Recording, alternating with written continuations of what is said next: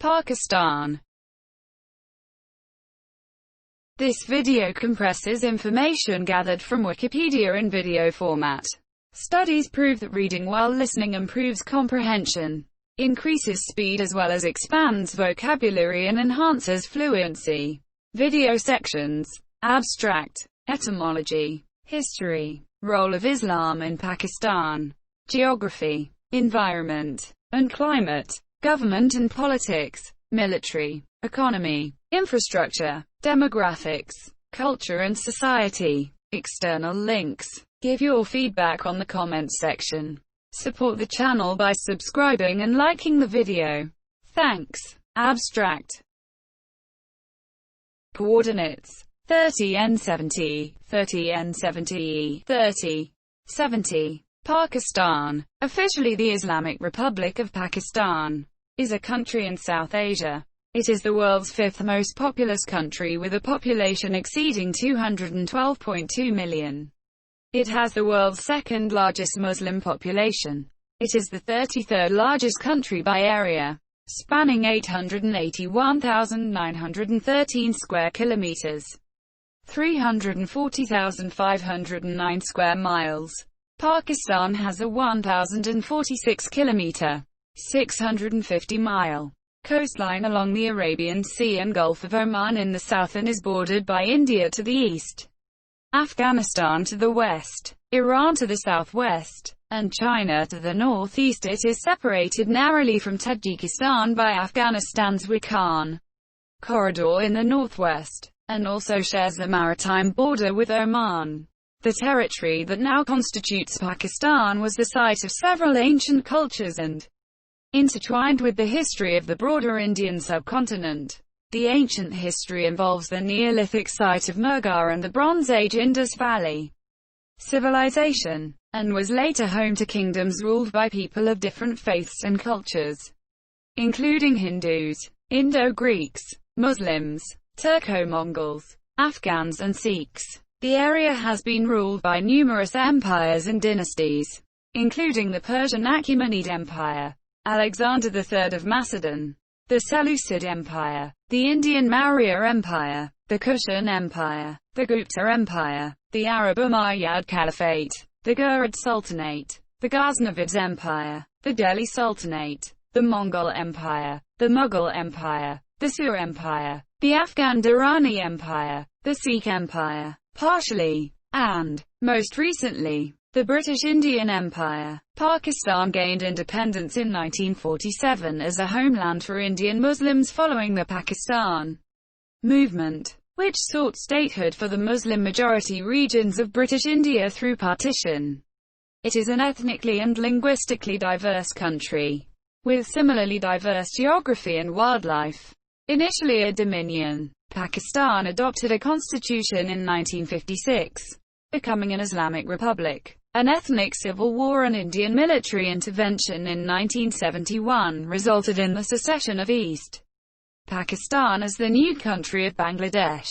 In 1973, Pakistan adopted a new constitution which stipulated that all laws are to conform to the injunctions of Islam as laid down in the Quran and Sunnah. In 2008, Pakistan transitioned to civilian rule. In 2010, Pakistan adopted a parliamentary system with periodic elections. A middle power, Pakistan has the sixth largest standing armed forces in the world and is also a nuclear power as well as a declared nuclear weapons state. It is ranked among the emerging and growth leading economies of the world, and is backed by one of the world's largest and fastest growing middle-class populations.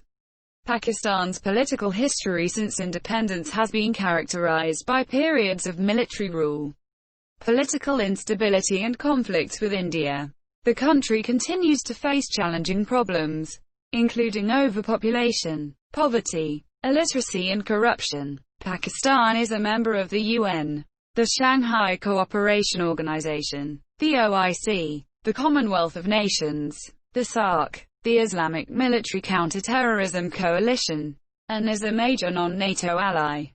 Etymology. The name Pakistan literally means land of the pure in Urdu and Persian. It alludes to the word meaning pure in Persian and Pashto. The suffix station is a Persian suffix meaning the place of, and also recalls the synonymous and cognate Sanskrit word sthna. The name of the country was coined in 1933 as Pakistan by Chaudhry Ramat Ali, a Pakistan movement activist, who published it in his pamphlet Now or Never, using it as an acronym.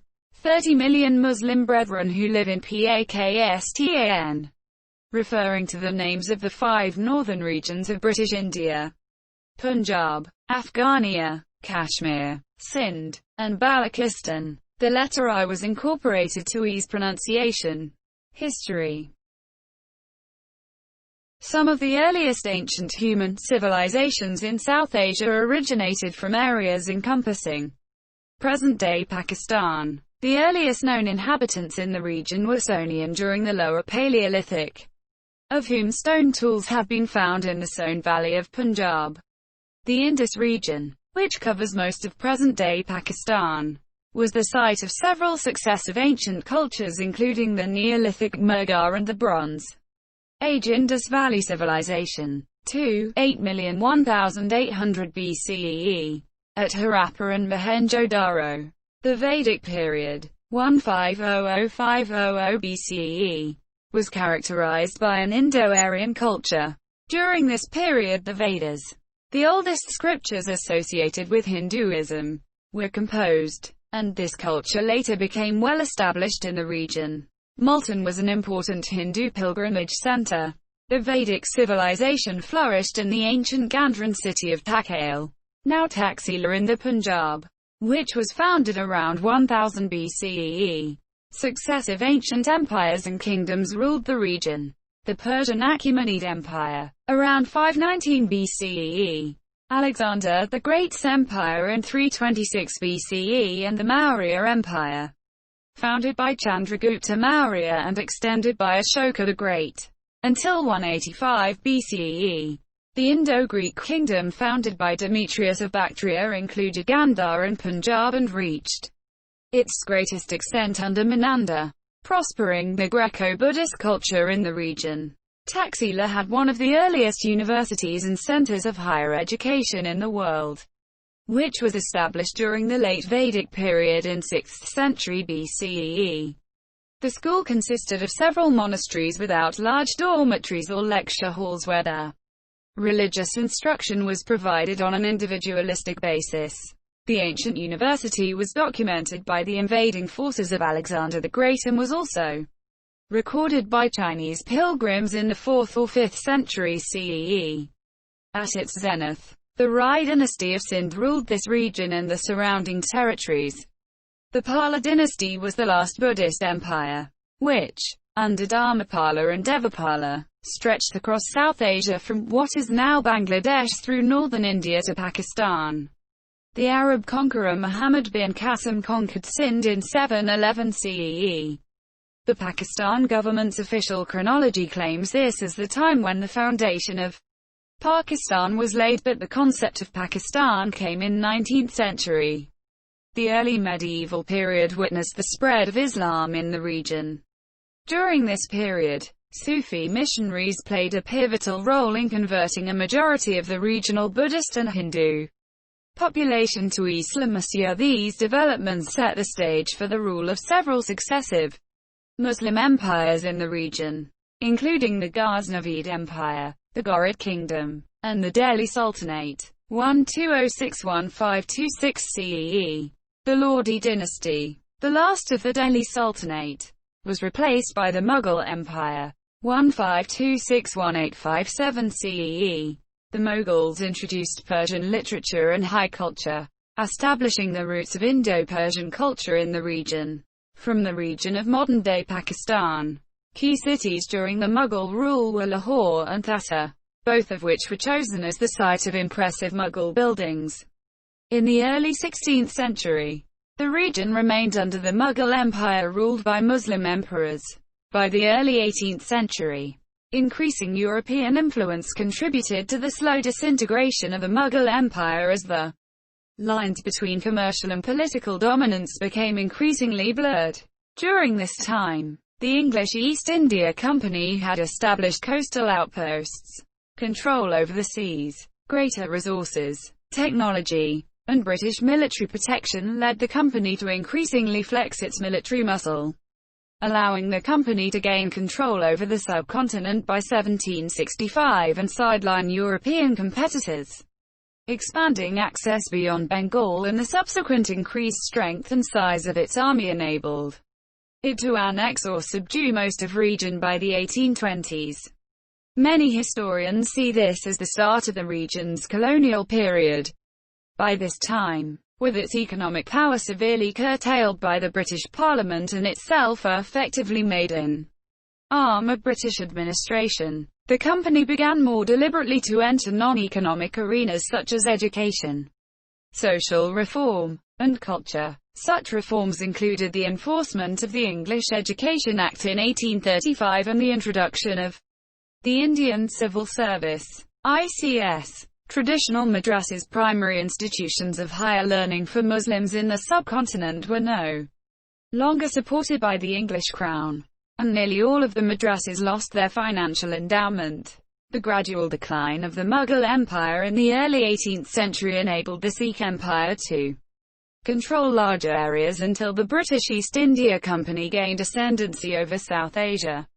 A rebellion in 1857 called the Sepoy Mutiny of Bengal was the region's major armed struggle against the British Empire and Queen Victoria. Divergence in the relationship between Hinduism and Islam created a major rift in British India that led to motivated religious violence in British India. The language controversy further escalated the tensions between Hindus and Muslims. The Hindu Renaissance witnessed an awakening of intellectualism in traditional Hinduism and saw the emergence of more assertive influence in the social and political spheres in British India. A Muslim intellectual movement, founded by Sir Syed Ahmed Khan to counter the Hindu Renaissance, envisioned, as well as advocated for the two-nation theory, and led to the creation of the All India Muslim League in 1906. In contrast to the Indian National Congress's anti-British efforts, the Muslim League was a pro-British movement whose political program inherited the British values that would shape Pakistan's future civil society. In events during World War I, British intelligence foiled an anti-English conspiracy involving the nexus of Congress and the German Empire. The largely non-violent independence struggle led by the Indian Congress engaged millions of protesters in mass campaigns of civil disobedience in the 1920s and 1930s against the British Empire. The Muslim League slowly rose to mass popularity in the 1930s amid fears of underrepresentation and neglect of British Muslims in politics. In his presidential address of 29 December 1930, Allama Iqbal called for the amalgamation of northwest Muslim-majority Indian states consisting of Punjab, Northwest Frontier Province, Sindh, and Balochistan. The perceived neglect of Muslim interests by Congress-led British provincial governments during the period of 193,739 convinced Muhammad Ali Jinnah, the founder of Pakistan, to espouse the two-nation theory and led the Muslim League to adopt their Lahore Resolution of 1940 presented by Sher-e Bangla aka Fazlul Haq, popularly known as the Pakistan Resolution. In World War II, Jinnah and British-educated founding fathers in the Muslim League supported the United Kingdom's war efforts, countering opposition against it whilst working towards Sir Syed's vision. The 1946 elections resulted in the Muslim League winning 90% of the seats reserved for Muslims. Thus, the 1946 election was effectively a plebiscite in which the Indian Muslims were to vote on their creation of Pakistan, a plebiscite won by the Muslim League. This victory was assisted by the support given to the Muslim League by the support of the landowners of Sindh and Punjab. The Congress, which initially denied the Muslim League's claim of being the sole representative of Indian Muslims, was now forced to recognize the fact the British had no alternative except to take Jinnah's views into account, as he had emerged as the sole spokesperson of the entirety of British India's Muslims. However, the British did not want colonial India to be partitioned, and in one last effort to prevent it, they devised the Cabinet Mission Plan. As the Cabinet Mission failed, the British government announced its intention to end the British rule in 194,647. Nationalists in British India, including Jawaharlal Nehru and Abul Kalam Azad of Congress, Jinnah of the All India Muslim League, and Master Tara Singh representing the Sikhs, agreed to the proposed terms of transfer of power and independence in June 1947 with the Viceroy of India, Lord Mountbatten of Burma, as the United Kingdom agreed to the partitioning of India in 1947.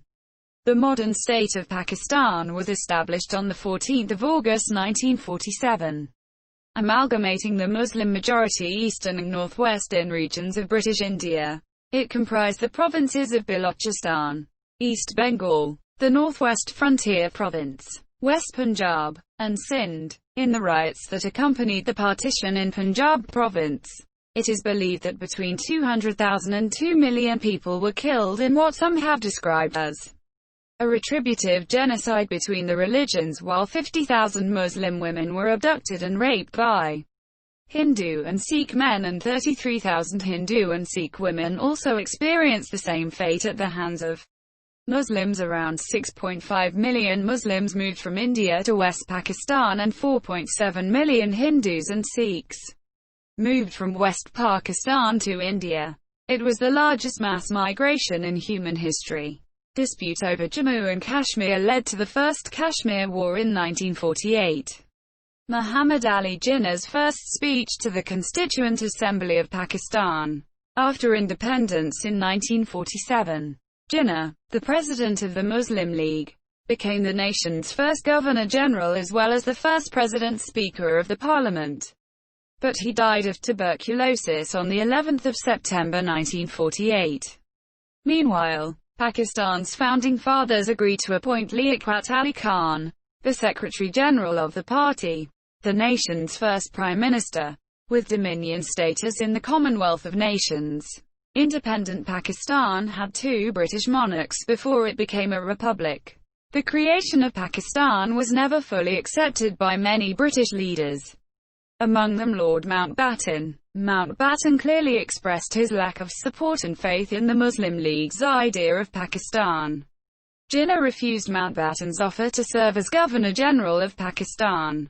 When Mountbatten was asked by Collins and Lapierre if he would have sabotaged Pakistan had he known that Jinnah was dying of tuberculosis, he replied, "Most probably." Maulana Shabir Ahmad Usmani, a respected Deobandi alim, scholar, who occupied the position of Sheikh al-Islam in Pakistan in 1949, and Maulana Maududi of Jamaat-e-Islami played a pivotal role in the demand for an Islamic constitution. Maududi demanded that the Constituent Assembly make an explicit declaration affirming the supreme sovereignty of God and the supremacy of the Sharia in Pakistan.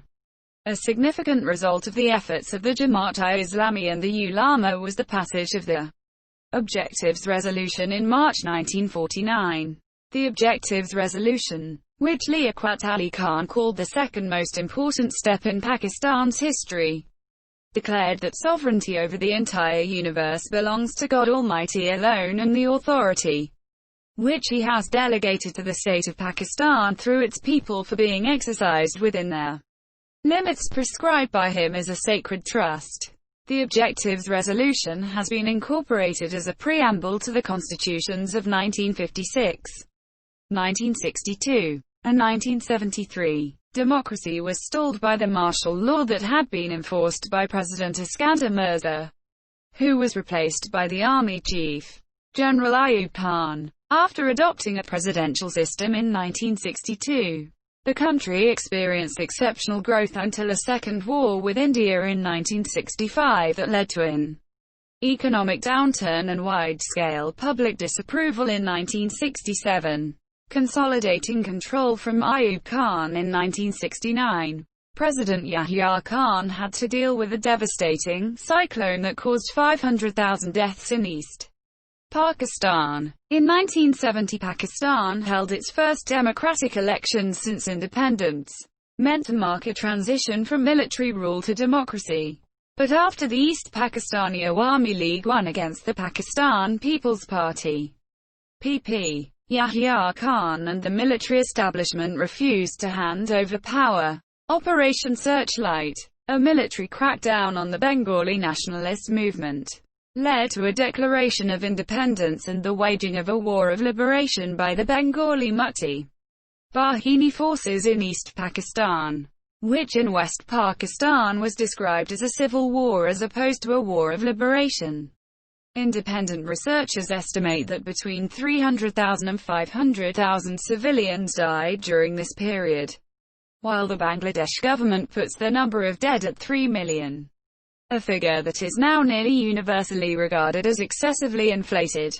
Some academics such as Rudolf Rummel and Raunak Jahan say both sides committed genocide. Others such as Richard Sisson and Leo E. Rose believe there was no genocide.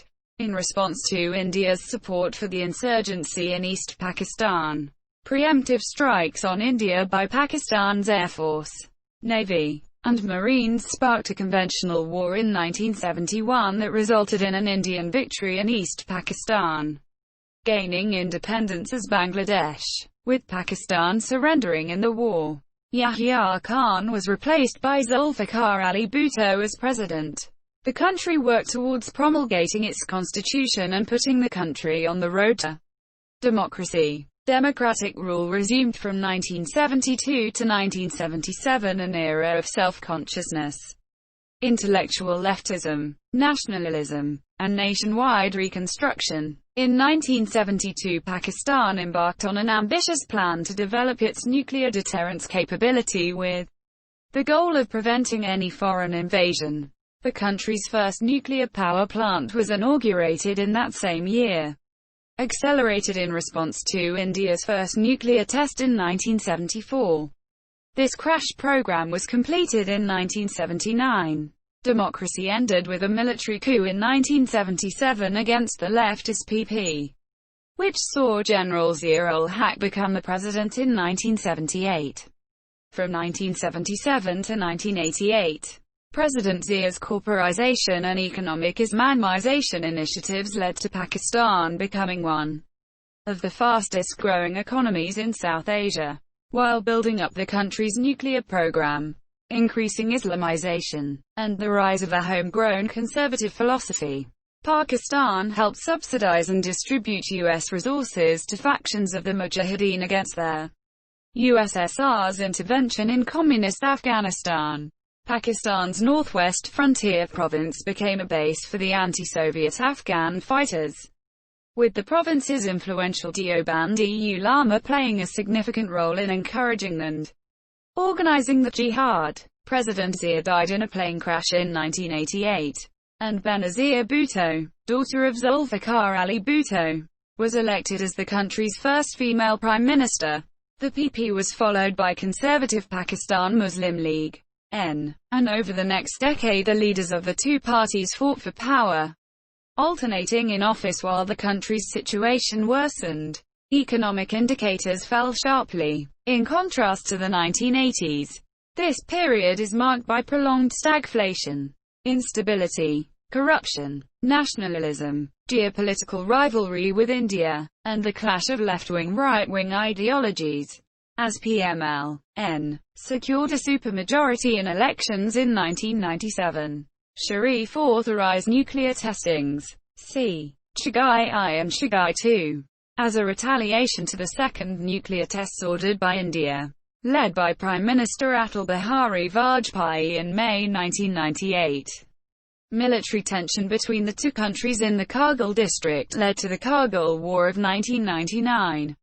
And turmoil in civic-military relations allowed General Pervez Musharraf to take over through a bloodless coup d'etat. Musharraf governed Pakistan as chief executive from 1999 to 2001 and as president from 2001 to 2008, a period of enlightenment, social liberalism, extensive economic reforms, and direct involvement in the US-led war on terrorism when the National Assembly historically completed its first full 5-year term on 15 November 2007.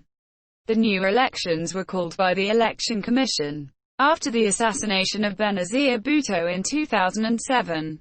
The PP secured the most votes in the elections of 2008, appointing party member Yousaf Raza Gilani as prime minister.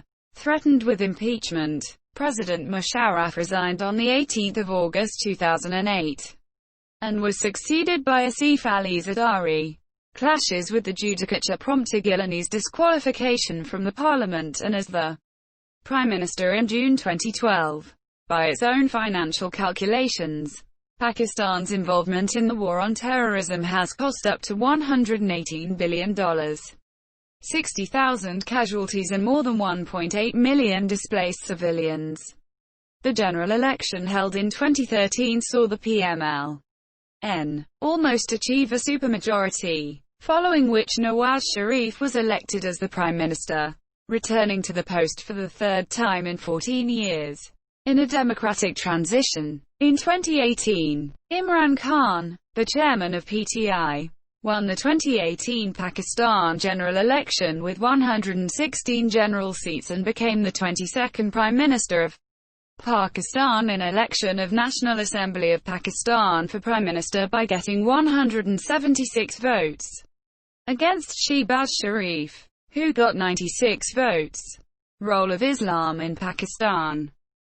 Pakistan is the only country to have been created in the name of Islamism, the idea of Pakistan, which had received overwhelming popular support among Indian Muslims, especially those in the provinces of British India where Muslims were in a minority such as the United Provinces, was articulated in terms of an Islamic state by the Muslim League leadership. The ulama, Islamic clergy, and Jinnah had developed a close association with the ulama, and upon his death was described by one such alim, Maulana Shabir Ahmad Usmani, as the greatest Muslim after Aurangzeb and as someone who desired to unite the Muslims of the world under the banner of Islamiyya. The Objectives Resolution in March 1949, which declared God as the sole sovereign over the entire universe, represented the first formal step to transform Pakistan into an Islamic state. Muslim League leader Chaudhry Khaliq Zaman asserted that Pakistan could only truly become an Islamic state after bringing all believers of Islam into a single political unit.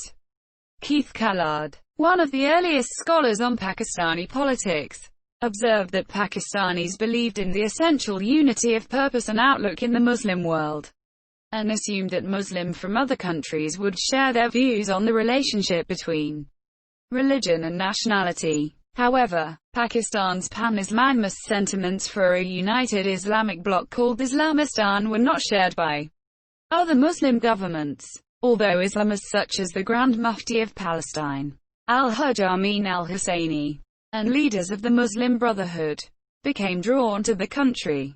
Pakistan's desire for an international organization of Muslim countries was fulfilled in the 1970s, when the Organization of Islamic Conference, OIC, was formed, the strongest opposition to the Islamist ideological paradigm being imposed on the state came from the Bengali Muslims of East Pakistan, whose educated class, according to a survey by social scientist Naseem Ahmad Jord, preferred secularism and focused on ethnic identity, unlike educated West Pakistanis who tended to prefer an Islamic identity. The Islamist party Jamaat-e-Islami considered Pakistan to be an Islamic state and believed Bengali nationalism to be unacceptable. In the 1971 conflict over East Pakistan, the Jamaat-e-Islami fought the Bengali nationalists on the Pakistan Army's side.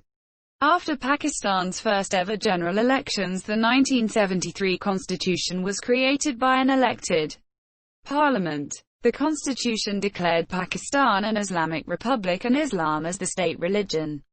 It also stated that all laws would have to be brought into accordance with the injunctions of Islam, as laid down in the Quran and Sunnah, and that no law repugnant to such injunctions could be enacted. The 1973 constitution also created certain institutions such as the Shariat Court and the Council of Islamic Ideology to channel the interpretation and application of Islamicya. Pakistan's leftist Prime Minister Zulfikar Ali Bhutto faced vigorous opposition which coalesced into a movement united under the revivalist banner of Nizam-e-Mustafa, rule of the Prophet, which aimed to establish an Islamic state based on Sharia laws. Bhutto agreed to some Islamist demands before being overthrown in a coup. In 1977, after taking power from Bhutto in a coup d'état, General Zia-ul-Haq, who came from a religious background, committed himself to establishing an Islamic state and enforcing Sharia law. Zia established separate Shariat judicial courts and court benches to judge legal cases using Islamic doctrine. Zia bolstered the influence of the ulama, Islamic clergy, and the Islamic parties. Zia-ul-Haq forged a strong alliance between the military and Deobandi institutions, and even though most Barelvi ulama and only a few Deobandi scholars had supported Pakistan's creation, Islamic State politics came to be mostly in favor of Deobandi, and later Ali Hadith Salafi, institutions instead of Barelvi. Sectarian tensions increased with Zia's anti-Shia policies. According to a Pew Research Center Pew opinion poll, a majority of Pakistanis support making Sharia the official law of the land. In a survey of several Muslim countries, Pew also found that Pakistanis tend to identify with their religion more than their nationality, in contrast to Muslims in other nations such as Egypt, Indonesia and Jordan. Geography, environment, and climate. The geography and climate of Pakistan are extremely diverse, and the country is home to a wide variety of wildlife. Pakistan covers an area of 881,913 square kilometers. 340,509 sqmi, approximately equal to the combined land areas of France and the United Kingdom. This year it is the 33rd largest nation by total area, although this ranking varies depending on how the disputed territory of Kashmir is counted. Pakistan has a 1,046 kilometers, 650 miles, coastline along the Arabian Sea and the Gulf of Oman in the south, and land borders of 6,774 kilometers, 4,209 miles. In total, 2,430 kilometers, 1,510 miles. With Afghanistan, 523 kilometers, 325 miles. With China, 2,912 kilometers, 1,809 miles. With India and 909 kilometers, 565 miles.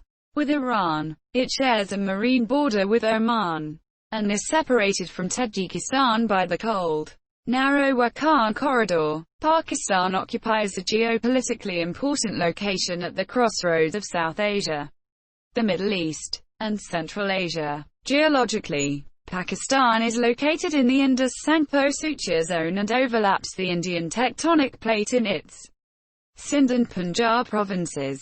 Balochistan and most of Khyber Pakhtunkhwa are within the Eurasian plate, mainly on the Iranian plateau.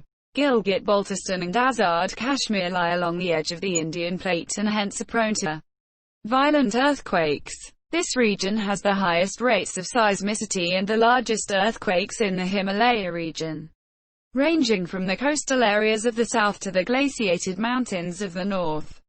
Pakistan's landscapes vary from plains to deserts, forests, hills, and plateaus. Pakistan is divided into three major geographic areas: the Northern Highlands, the Indus River Plain, and the Balochistan Plateau. The Northern Highlands contain the Karakoram, Hindu Kush, and Pamir mountain ranges, sea mountains of Pakistan, which contain some of the world's highest peaks, including 5 of the 14 8,000ers mountain peaks over 8,000 meters or 26,250 feet, which attract adventurers and mountaineers from all over the world, notably K2 and Nanga Parbat. The Balochistan Plateau lies in the west and the Thar Desert in the east. The 1,609 kilometers, 1,000 miles, Indus River and its tributaries flow through the country from the Kashmir region to the Arabian Sea. There is an expansive alluvial plains along it in the Punjab and Sindh. The climate varies from tropical to temperate, with arid conditions in the coastal south. There is a monsoon season with frequent flooding due to heavy rainfall, and a dry season with significantly less rainfall or none at all. There are 4 distinct seasons in Pakistan: a cool, dry winter from December through February, a hot, dry spring from March through May, the summer rainy season, or southwest monsoon period, from June through September, and the retreating monsoon period of October and November. Rainfall varies greatly from year to year, and patterns of alternate flooding and drought are common. The diversity of the landscape and climate in Pakistan allows a wide variety of trees and plants to flourish. The forests range from coniferous alpine and subalpine trees such as spruce, pine, and deodar cedar in the extreme northern mountains to deciduous trees in most of the country. For example, the mulberry-like shisham found in the Solomon Mountains, to palms such as coconut and date in the southern Punjab, southern Balochistan, and all of Sindh. The western hills are home to juniper, tamarisk, coarse grasses, and scrub plants. Mangrove forests form much of the coastal wetlands along the coast in the south. Coniferous forests are found at altitudes ranging from 1,000 to 4,000 meters. 3,300 to 13,100 feet, in most of the northern and northwestern highlands. In the xeric regions of Balochistan, date palm and ephedra are common. In most of the Punjab and Sindh, the Indus plains support tropical and subtropical dry and moist broadleaf forest as well as tropical and xeric shrublands. These forests are mostly of mulberry, acacia, and eucalyptus. About 2.2% or 1,687,000 hectares, 16,870 square kilometers, of Pakistan was forested in 2010. The fauna of Pakistan also reflects the country's varied climate. Around 668 bird species are found there, including crows, sparrows, minus, hawks, falcons, and eagles. Pallas, Kohistan, has a significant population of western tragopan. Many birds sighted in Pakistan are migratory, coming from Europe, Central Asia, and India. The southern plains are home to mongooses, small Indian civet, hares, the Asiatic jackal, the Indian pangolin, the jungle cat, and the desert cat. There are mugger crocodiles in the Indus, and wild boar, deer, porcupines, and small rodents in the surrounding areas. The sandy scrublands of central Pakistan are home to Asiatic jackals, striped hyenas, wildcats, and leopards. The lack of vegetative cover, the severe climate, and the impact of grazing on the deserts have left wild animals in a precarious position. The chinkara is the only animal that can still be found in significant numbers in Chilistan. A small number of nilgai are found along the Pakistan-India border and in some parts of Chilistan. A wide variety of animals live in the mountainous north, including the Marco Polo sheep, the Urial, a subspecies of wild sheep, the Markhor goat, the ibex goat, the Asian black bear, and the Himalayan brown bear. Among the rare animals found in the area are the snow leopard and the blind Indus River dolphin, of which there are believed to be about 1,100 remaining, protected at the Indus River Dolphin Reserve in Sindh. In total, 174 mammals, 177 reptiles, 22 amphibians, 198 freshwater fish species and 5,000 species of invertebrates, including insects, have been recorded in Pakistan. The flora and fauna of Pakistan suffer from a number of problems. Pakistan has the second highest rate of deforestation in the world, which, along with hunting and pollution, has had adverse effects on the ecosystem. This year the government has established a large number of protected areas, wildlife sanctuaries, and game reserves to address these issues. Government and politics. Pakistan's political experience is essentially related to the struggle of Indian Muslims to regain the power they lost to British colonization. Pakistan is a democratic parliamentary federal republic, with Islam as the state religion. The first constitution was adopted in 1956 but suspended by Ayub Khan in 1958, who replaced it with the second constitution in 1962. A complete and comprehensive constitution was adopted in 1973. It was suspended by Zia-ul-Haq in 1977 but reinstated in 1985. This constitution is the country's most important document, laying the foundations of the current government. The Pakistani military establishment has played an influential role in mainstream politics throughout Pakistan's political history. The periods 19,581,971, 19,771,988, and 19,992,008 saw military coups that resulted in the imposition of martial law and military commanders who governed as de facto presidents. Today Pakistan has a multi-party parliamentary system with clear division of powers and checks and balances among the branches of government. The first successful democratic transition occurred in May 2013. Politics in Pakistan is centered on, and dominated by, a homegrown social philosophy comprising a blend of ideas from socialism, conservatism, and the third way. As of the general elections held in 2013, the three main political parties in the country are the center-right conservative Pakistan Muslim League (N), the center-left Socialist PP, and the centrist and Third Way Pakistan Movement for Justice (PTI). Since independence, Pakistan has attempted to balance its relations with foreign nations. Pakistan is a strong ally of China, with both countries placing considerable importance on the maintenance of an extremely close and supportive special relationship. It is also a major non-NATO ally of the United States in the war against terrorism, a status achieved in 2004. Pakistan's foreign policy and geostrategy mainly focus on the economy and security against threats to its national identity and territorial integrity, and on the cultivation of close relations with other Muslim countries. The Kashmir conflict remains the major point of contention between Pakistan and India. 3 of their 4 wars were fought over this territory, due partly to difficulties in relations with its geopolitical rival India. Pakistan maintains close political relations with Turkey and Iran, and both countries have been a focal point in Pakistan's foreign policy. Saudi Arabia also maintains a respected position in Pakistan's foreign policy, a non-signatory party of the Treaty on Nuclear Non-Proliferation. Pakistan is an influential member of the IAEA. In recent events, Pakistan has blocked an international treaty to limit fissile material, arguing that the treaty would target Pakistan specifically.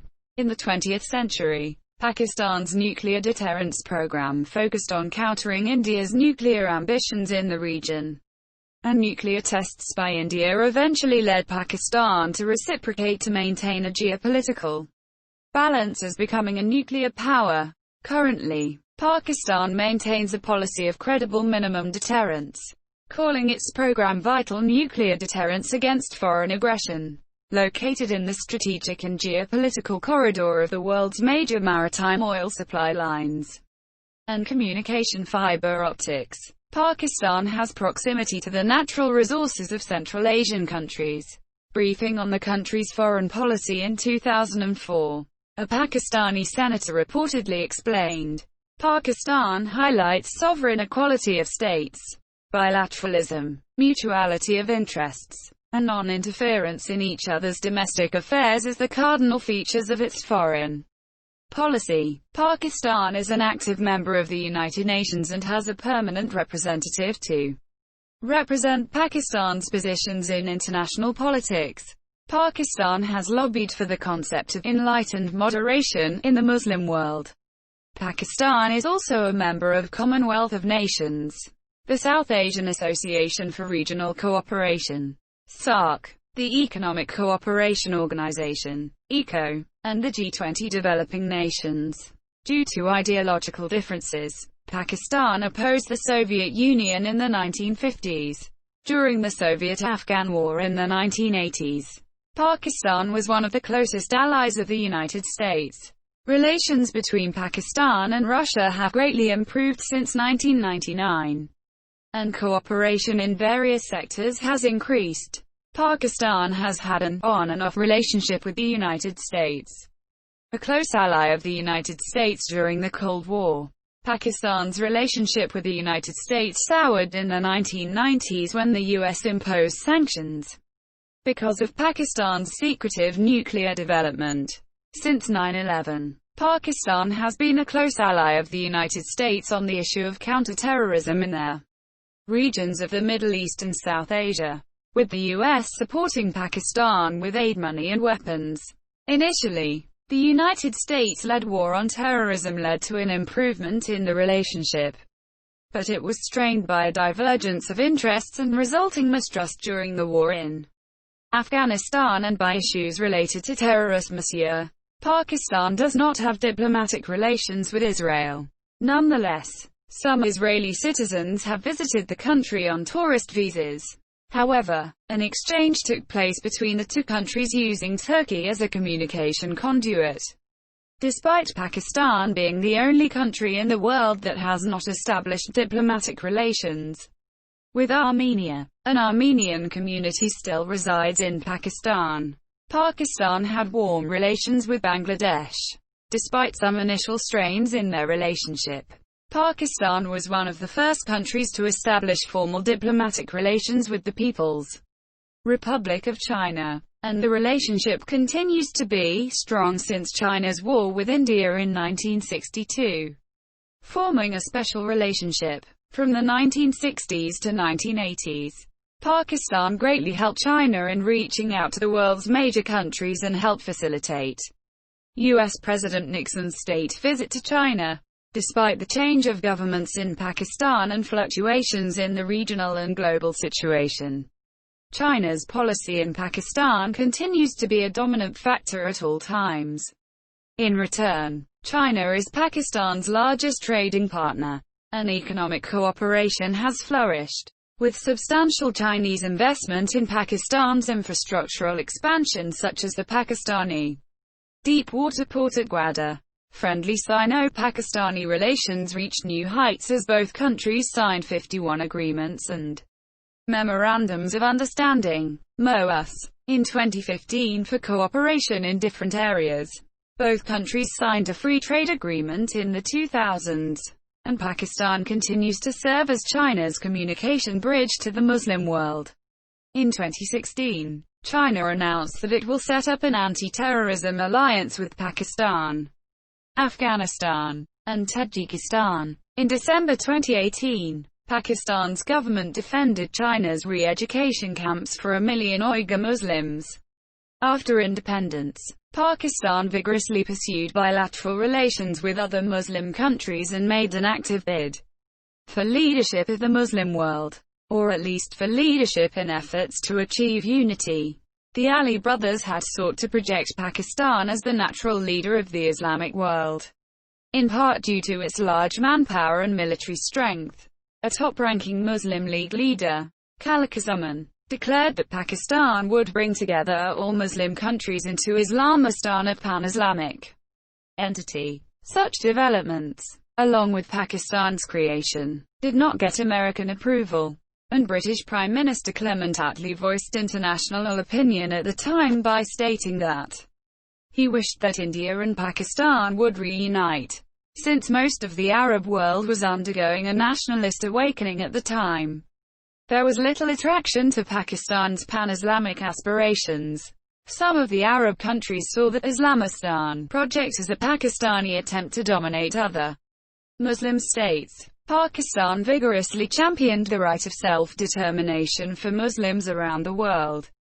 Pakistan's efforts for the independent movements of Indonesia, Algeria, Tunisia, Morocco, and Eritrea was significant and initially led to close ties between these countries and Pakistan. However, Pakistan also masterminded an attack on the Afghan city of Jalalabad during the Afghan civil war to establish an Islamic government there. Pakistan had wished to foment an Islamic revolution that would transcend national borders, covering Pakistan, Afghanistan, and Central Asia. On the other hand, Pakistan's relations with Iran have been strained at times due to sectarian tensions. Iran and Saudi Arabia used Pakistan as a battleground for their proxy sectarian war. And by the 1990s, Pakistan's support for the Sunni Taliban organization in Afghanistan became a problem for Shia Iran, which opposed a Taliban-controlled Afghanistan. Tensions between Iran and Pakistan intensified in 1998 when Iran accused Pakistan of war crimes. After Pakistani warplanes had bombarded Afghanistan's last Shia stronghold in support of the Taliban. Pakistan is an influential and founding member of the Organization of Islamic Cooperation, OIC, maintaining cultural, political, social, and economic relations with the Arab world and other countries in the Muslim world is a vital factor in Pakistan's foreign policy. A federal parliamentary republic state, Pakistan is a federation that comprises 4 provinces: Punjab, Khyber Pakhtunkhwa, Sindh and Balochistan, and 3 territories: Islamabad Capital Territory, Gilgit-Baltistan and Azad Kashmir. The government of Pakistan exercises the de facto jurisdiction over the frontier regions and their western parts of the Kashmir regions, which are organized into the separate political entities Azad Kashmir and Gilgit-Baltistan, formerly northern areas. In 2009, the constitutional assignment, the Gilgit-Baltistan Empowerment and Self-Governance Order, awarded the Gilgit-Baltistan a semi-provincial status, giving it self-government. The local government system consists of a 3-tier system of districts, tehsils, and union councils, with an elected body at each tier. There are about 130 districts altogether, of which Azad Kashmir has 10 and Gilgit-Baltistan 7. Law enforcement is carried out by a joint network of the intelligence community with jurisdiction limited to the relevant province or territory. The National Intelligence Directorate coordinates the information intelligence at both federal and provincial levels, including the FIA, IB, motorway police, and paramilitary forces such as the Pakistan Rangers and the Frontier Corps. Pakistan's premier intelligence agency, the Inter-Services Intelligence, ISI, was formed just within a year after the independence of Pakistan in 1947. ABC News Point in 2014 reported that the ISI was ranked as the top intelligence agency in the world, while Z News reported the ISI as ranking 5th among the world's most powerful intelligence agencies. The court system is organized as a hierarchy, with the Supreme Court at the apex, below which are high courts, federal Sharia courts, district courts, 1 in each district, judicial magistrate courts, executive magistrate courts, and civil courts. The penal code has limited jurisdiction in the tribal areas, where law is largely derived from tribal customs. The Kashmir, the most northwesterly region of South Asia, is a major territorial dispute that has hindered relations between India and Pakistan. The two nations have fought at least 3 large-scale conventional wars in successive years in 1947, 1965, and 1971. The conflict in 1971 witnessed Pakistan's unconditional surrender and a treaty that subsequently led to the independence of Bangladesh. Other serious military engagements and skirmishes have included the Armed Conflicts Initiation Glacier, 1984, and Kargil, 1999. Approximately 45.1% of the Kashmir region is controlled by India, which also claims the entire state of Jammu and Kashmir, including most of Jammu, the Kashmir Valley, Ladakh, and the Siachen. The claim is contested by Pakistan, which controls approximately 38.2% of the Kashmir region. an area known as the Azad Kashmir and Gilgit-Baltistan. India claims the Kashmir on the basis of the Instrument of Accession, a legal agreement with Kashmir's leaders executed by Maharaja Hari Singh, who agreed to cede the area to India. Pakistan claims Kashmir on the basis of a Muslim majority and of geography. The same principles that were applied for the creation of the two independent states. India referred the dispute to the United Nations on 1 January 1948.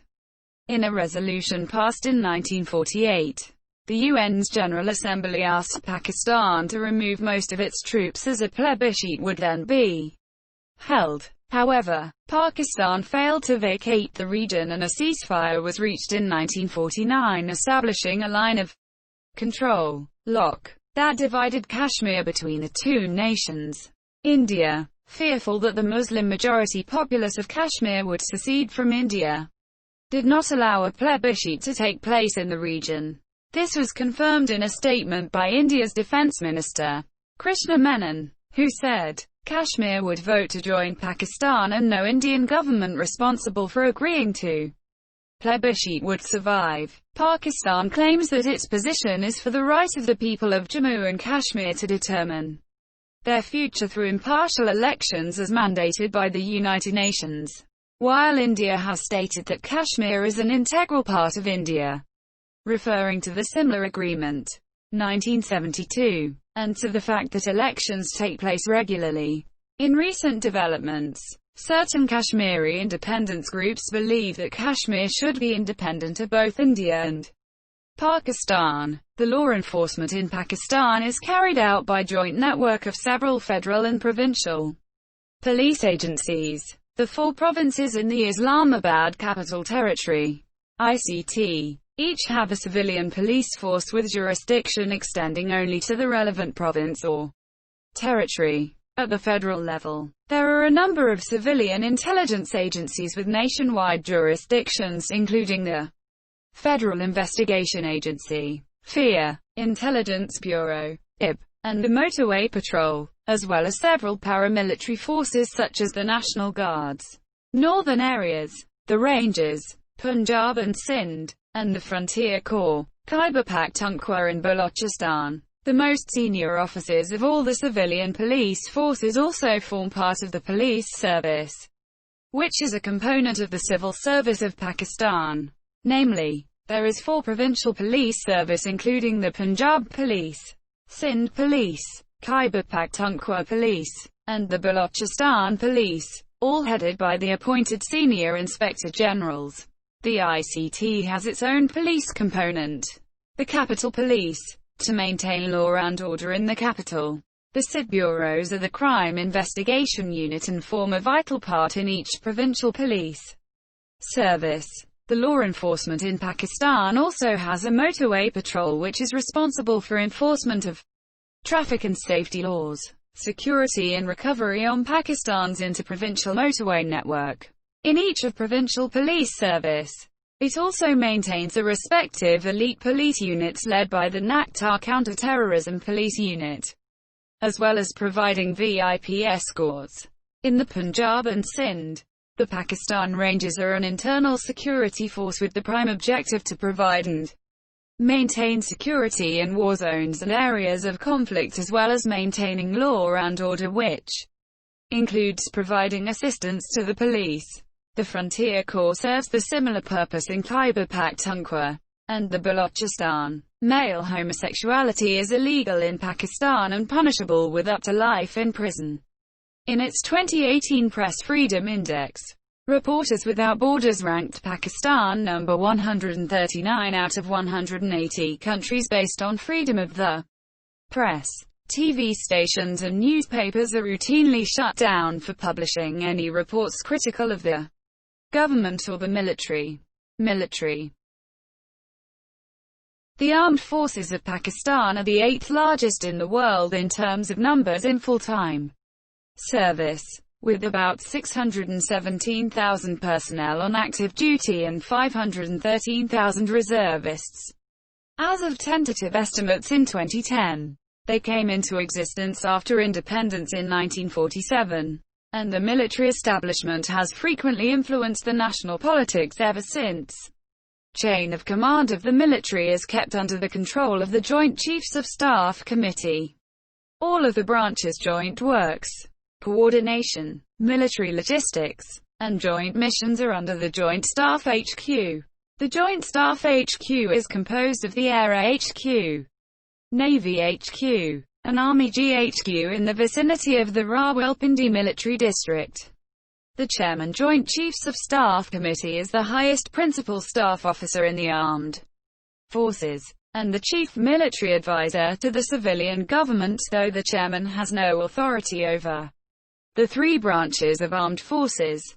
The Chairman Joint Chiefs controls the military from the JSHQ and maintains strategic communications between the military and the civilian government. As of 2018, the CJCSC is General Zubair Hayat alongside Chief of Army Staff General Qamar Javed Bajwa, Chief of Naval Staff Admiral Muhammad Zakir, and Chief of Air Staff Air Chief Marshal Mujahid Anwar Khan. The main branches are the Army, Air Force, Navy, Marines, which are supported by the number of paramilitary forces in the country. Control over the strategic arsenals, deployment, employment, development, military computers and command and control is a responsibility vested under the National Command Authority, which oversaw the work on the nuclear policy as part of the credible minimum deterrence.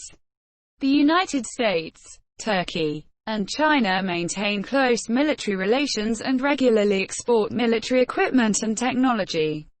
Transfer to Pakistan. Joint logistics and major war games are occasionally carried out by the militaries of China and Turkey. Philosophical basis for the military draft is introduced by the Constitution in times of emergency, but it has never been imposed. Since 1947, Pakistan has been involved in 4 conventional wars.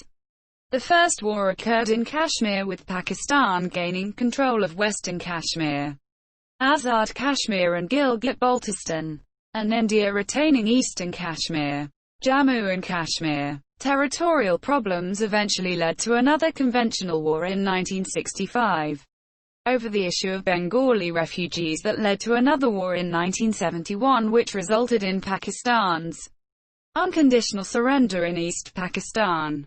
Tensions in Kargil brought the two countries at the brink of war.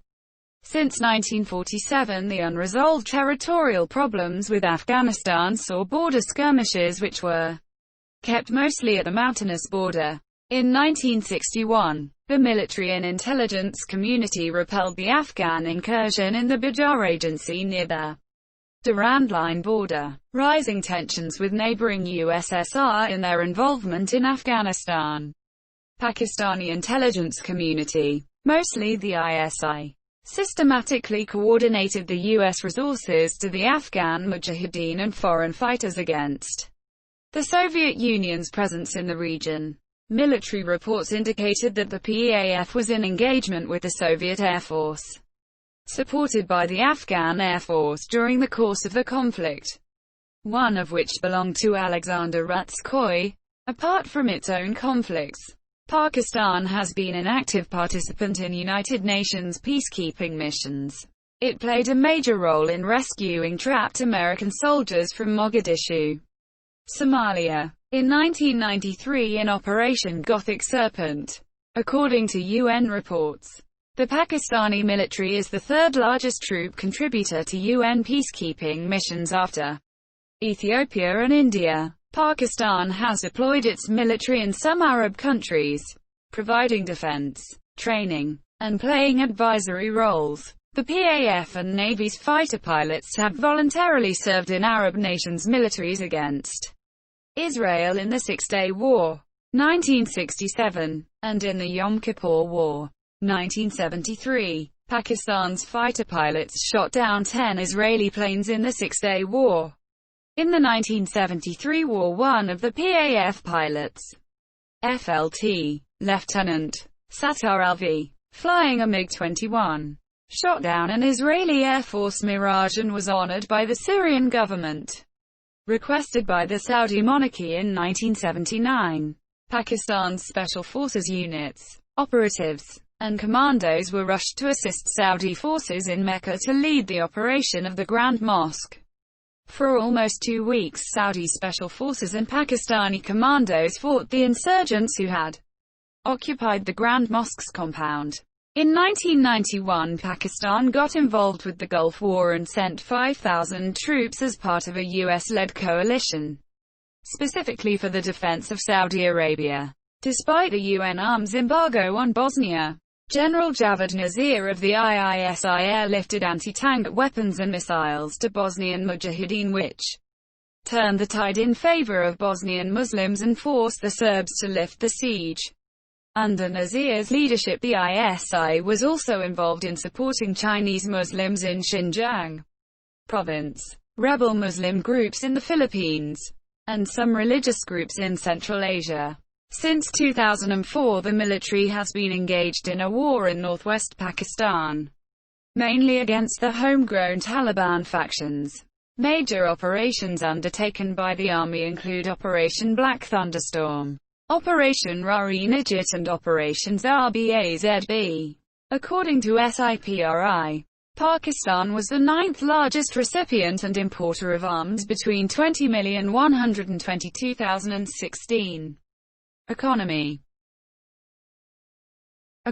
of Pakistan is the 23rd largest in the world in terms of purchasing power parity, PP, and 42nd largest in terms of nominal gross domestic product. Economists estimate that Pakistan was part of the wealthiest region of the world throughout their first millennium CEE, with the largest economy by GDP. This advantage was lost in the 18th century as other regions such as China and Western Europe edged forward. Pakistan is considered a developing country and is one of the next 11. A group of 11 countries that, along with the BRICS, have a high potential to become the world's largest economies in the 21st century. In recent years, after decades of social instability, as of 2013, serious deficiencies in macro management and unbalanced macroeconomics in basic services such as rail transportation and electrical energy generation have developed. The economy is considered to be semi-industrialized, with centers of growth along the Indus River. The diversified economies of Karachi and Punjab's urban centers coexist with less developed areas in other parts of the country, particularly in Balochistan. According to the Economic Complexity Index, Pakistan is the 67th largest export economy in the world and the 106th most complex economy. During the fiscal year 2001,516, Pakistan's exports stood at $20.81 billion United States dollars and imports at $44.76 billion United States dollars, resulting in a negative trade balance of $23.96 billion United States dollars. As of 2019, Pakistan's estimated nominal GDP is $284.2 billion United States dollars. The GDP by PP is $1.254 trillion United States dollars. The estimated nominal per capita GDP is $1,388 United States dollars. The GDP PP capita is $6,016 United States dollars. International dollars. According to the World Bank, Pakistan has important strategic endowments and development potential. The increasing proportion of Pakistan's youth provides the country with both a potential demographic dividend and a challenge to provide adequate services and employment. 21.04% of the population live below the international poverty line of $1 United States dollar and 25 cents a day. The unemployment rate among the aged 15 and over population is 5.5%. Pakistan has an estimated 40 million middle-class citizens, projected to increase to 100 million by 2050. A 2015 report published by the World Bank ranked Pakistan's economy at 24th largest in the world by purchasing power and 41st largest in absolute terms. It is South Asia's second largest economy, representing about 15.0% of regional GDP. Pakistan's economic growth since its inception has been varied. It has been slow during periods of democratic transition, but robust during the three periods of martial law. Although the foundation for sustainable and equitable growth was not formed, the early to middle 2000s was a period of rapid economic reforms. The government raised development spending, which reduced poverty levels by 10% and increased GDP by 3%. The economy cooled again from 2007. Inflation reached 25.0% in 2008. And Pakistan had to depend on a fiscal policy backed by the International Monetary Fund to avoid possible bankruptcy. A year later, the Asian Development Bank reported that Pakistan's economic crisis was easing. The inflation rate for the fiscal year 2011 was 14.1%. Since 2013, as part of an International Monetary Fund program, Pakistan's economic growth has picked up. In 2014, Goldman Sachs predicted that Pakistan's economy would grow 15 times in the next 35 years to become the 18th largest economy in the world by 2050. In his 2016 book, The Rise and Fall of Nations, Ruchir Sharma termed Pakistan's economy as at a takeoff stage, and the future outlook until 2020 has been termed very good. Sharma termed it possible to transform Pakistan from a low-income to a middle-income country. During the next 5 years, Pakistan is one of the largest producers of natural commodities, and its labor market is the 10th largest in the world. The 7 million-strong Pakistani diaspora contributed $19.9 billion United States dollars to the economy in 201,516. The major source countries of remittances to Pakistan are the UAE, the United States, Saudi Arabia, the Gulf states, Bahrain, Kuwait, Qatar, and Oman, Australia, Canada, Japan, the United Kingdom, Norway, and Switzerland. According to the World Trade Organization, Pakistan's share of overall world exports is declining. It contributed only 0.13% in 2007. The structure of the Pakistani economy has changed from a mainly agricultural to a strong service base. Agriculture as of 2015 accounts for only 20.9% of the GDP. Even so, according to the United Nations Food and Agriculture Organization, Pakistan produced 21,591,400 metric tons of wheat in 2005. More than all of Africa, 20,304,585 metric tons. And nearly as much as all of South America, 24,557,784 metric tons. Majority of the population, directly or indirectly, is dependent on this sector. It accounts for 43.5% of employed labor force and is the largest source of foreign exchange earnings. A large portion of the country's manufactured exports is dependent on raw materials such as cotton and hides that are part of the agriculture sector, while supply shortages and market disruptions in farm products do push up inflationary pressures. The country is also the fifth largest producer of cotton, with cotton production of 14 million bales from a modest beginning of 1.7 million bales in the early 1950s, is self-sufficient in sugarcane, and is the fourth largest producer in the world of milk. Land and water resources have not risen proportionately, but the increases have taken place mainly due to gains in labor and agriculture productivity. The major breakthrough in crop production took place in the late 1960s and 1970s due to the Green Revolution that made a significant contribution to land and yield increases of wheat and rice. Private tube wells led to a 50% increase in the cropping intensity, which was augmented by tractor cultivation, while the tube wells raised crop yields by 50%. The high-yielding varieties, HYVs, of wheat and rice led to a 5,060% higher yield. Meat industry accounts for 1.4% of overall GDP. Industry is the third largest sector of the economy, accounting for 20.3% of gross domestic product, GDP, and 13% of total employment. Large-scale manufacturing, LSM, at 12.2% of GDP, dominates the overall sector, accounting for 66% of the sectoral share, followed by small-scale manufacturing, which accounts for 4.9% of total GDP.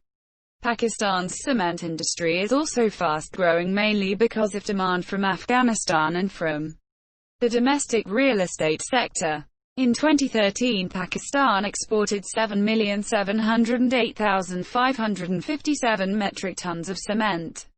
Pakistan has an installed capacity of 44,768,250 metric tons of cement and 42,636,428 metric tons of clinker. In 2012 and 2013, the cement industry in Pakistan became the most profitable sector of the economy. The textile industry has a pivotal position in the manufacturing sector of Pakistan. In Asia, Pakistan is the 8th largest exporter of textile products, contributing 9.5% to the GDP and providing employment to around 15 million people. Pakistan is the 4th largest producer of cotton with the 3rd largest spinning capacity in Asia, after China and India, contributing 5% to the global spinning capacity. China is the 2nd largest buyer of Pakistani textiles, importing $1.527 billion United States dollars of textiles last fiscal. Unlike the US, where mostly value-added textiles are imported, China buys only cotton yarn and cotton fabric from Pakistan. In 2012, Pakistani textile products accounted for 3.3% or $1.07 billion United States dollars of all UK textile imports. 12.4% or $4.61 billion of total Chinese textile imports. 3.0% of all US textile imports. $2,980 million. 1.6% of total German textile imports. $880 million. And 0.7% of total Indian textile imports. $888 million. Rising skyline of Karachi with several under-construction skyscrapers. Lucky One Mall. Karachi is the largest shopping mall in Pakistan as well as in South Asia with an area of about 3.4 million square feet. At a height of 300 meters, 980 feet. Baria Icon Tower. Karachi is the tallest skyscraper in Pakistan and the 2nd tallest in South Asia. Services sector has 58.8% share in GDP and has emerged as the main driver of economic growth. Pakistani society, like other developing countries, is a consumption-oriented society, having a high marginal propensity to consume. The growth rate of services sector is higher than the growth rate of agriculture and industrial sector. Services sector accounts for 54% of GDP in 2014 and little over one-third of total employment. Services sector has strong linkages with other sectors of economy. It provides essential inputs to agriculture sector and manufacturing sector. Pakistan's IT sector is regarded as among the fastest-growing sectors in Pakistan. The World Economic Forum, assessing the development of information and communication technology in the country, ranked Pakistan 110th among 139 countries on the Networked Readiness Index 2016. As of May 2020, Pakistan has about 82 million Internet users, making it the 9th largest population of Internet users in the world. The current growth rate and employment trend indicate that Pakistan's information communication technology (ICT) industry will exceed the $10 billion mark by 2020. The sector employs 12,000 and counts among top 5 freelancing nations. The country has also improved its export performance in telecom, computer and information services, as the share of their exports surged from 8.2% in 200,506 to 12.6% in 201,213. This growth is much better than that of China, whose share in services exports was 3% and 7.7% for the same period respectively. Lake Saif al-Mulk, located at the northern end of the Kahin Valley, near the town of Naran in the Saiful-Mulk National Park. Badshahi Mosque was commissioned by the Mughals in 1671. It is listed as a World Heritage Site. The 7,788 meters, 25,551 feet tall Rakaposhi mountain towers over Hunza, Shangri-La Lake with adjoining Shangri-La Resort, Skardu, Gilgit-Baltistan, Fairy Meadows and the view of Nanga Parbat, Atabad Lake, Hunza Valley. The Deosai Plains are the world's second highest alpine plain. Hawke's Bay Beach, Karachi, Manari, Pakistan. Lahore, K2, the second highest mountain on Earth. With its diverse cultures, people, and landscapes, Pakistan attracted around 6.6 million foreign tourists in 2018, which represented a significant decline since the 1970s when the country received unprecedented numbers of foreign tourists due to the popular hippie trail. The trail attracted thousands of Europeans and Americans in the 1960s and 1970s who traveled via land through Turkey and Iran into India through Pakistan. The main destinations of choice for these tourists were the Khyber Pass, Peshawar, Karachi, Lahore, Swat and Rawalpindi. The numbers following the trail declined after the Iranian Revolution and the Soviet-Afghan War. Pakistan's tourist attractions range from the mangroves in the south to the Himalayan hill stations. In the northeast, the country's tourist destinations range from the Buddhist ruins of Taktai Bahi and Taxila, to the 5,000-year-old cities of the Indus Valley civilization such as Mohenjo-Daro and Harappa.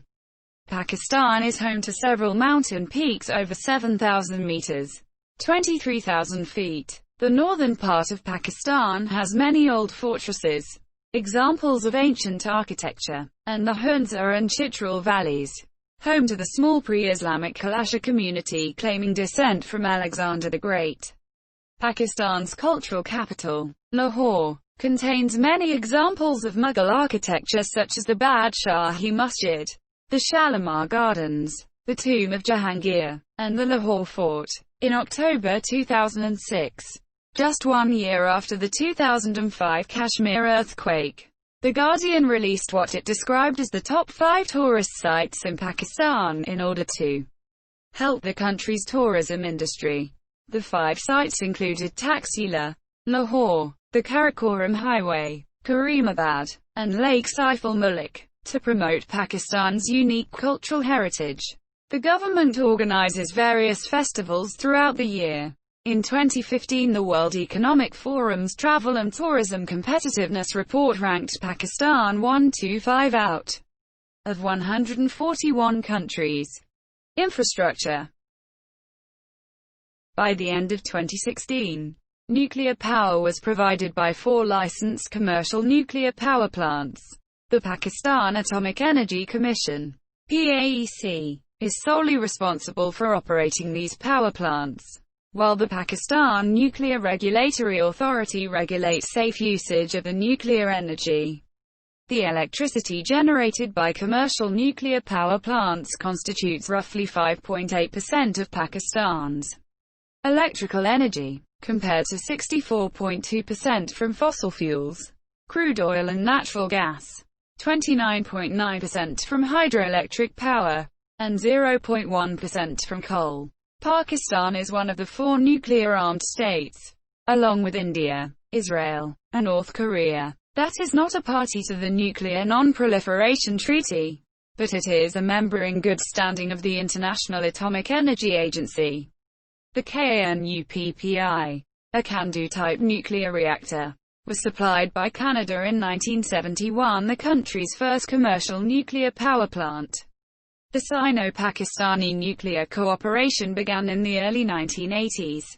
After a Sino-Pakistani nuclear cooperation agreement in 1986, China provided Pakistan with a nuclear reactor dubbed CHASNUPPI for energy and industrial growth of the country. In 2005, both countries proposed working on a joint energy security plan, calling for a huge increase in generation capacity to more than 160,000 MWE by 2030.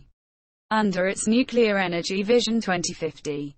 The Pakistani government plans to increase nuclear power generation capacity to 40,000 MWE, 8,900 MWE of it by 2030.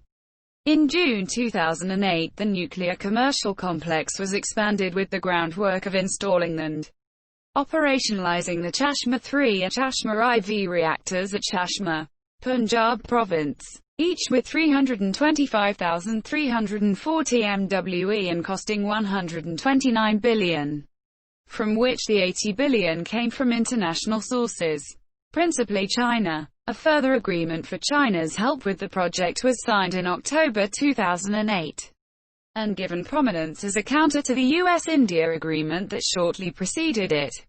The cost quoted then was $1.7 billion United States dollars, with a foreign loan component of $1.07 billion United States dollars. In 2013, Pakistan established a second commercial nuclear complex in Karachi with plans of additional reactors, similar to the one in Chashma. The electrical energy is generated by various energy corporations and evenly distributed by the National Electric Power Regulatory Authority, NEPRA, among the 4 provinces. However, the Karachi-based K Electric and the Water and Power Development Authority, WAPDA, generates much of the electrical energy used in Pakistan in addition to gathering revenue nationwide. As of 2014, Pakistan has an installed electricity generation capacity of approximately 22,797 MWT. The transport industry accounts for approximately 10.5% of the nation's GDP. Pakistan's motorway infrastructure is best in South Asia, better than those of India and Bangladesh, and one of the best motorway infrastructure in the world. Motorways of Pakistan are a network of multiple-lane, high-speed, controlled access highways in Pakistan, which are owned, maintained, and operated federally by Pakistan's National Highway Authority. As of 20 February 2020, 1,882 kilometers of motorways are operational, while an additional 1,854 kilometers are under construction or planned. All motorways in Pakistan are prefixed with the letter M for motorway, followed by the unique numerical designation of the specific highway, e.g., M1. Pakistan's motorways are an important part of Pakistan's National Trade Corridor project, which aims to link Pakistan's 3 Arabian seaports to the rest of the country through its national highways and motorways network and further north with Afghanistan, Central Asia and China. The project was planned in 1990. The China-Pakistan Economic Corridor project aims to link Gwadar Port and Kashgar, China, using Pakistani motorways, national highways, and expressways. Highways form the backbone of Pakistan's transport system. A total road length of 263,942 kilometers, 164,006 miles, accounts for 92% of passengers and 96% of inland freight traffic. Road transport services are largely in the hands of the private sector. The National Highway Authority is responsible for the maintenance of national highways and motorways. The highway and motorway system depends mainly on north-south links connecting the southern ports to the populous provinces of Punjab and Khyber Pakhtunkhwa.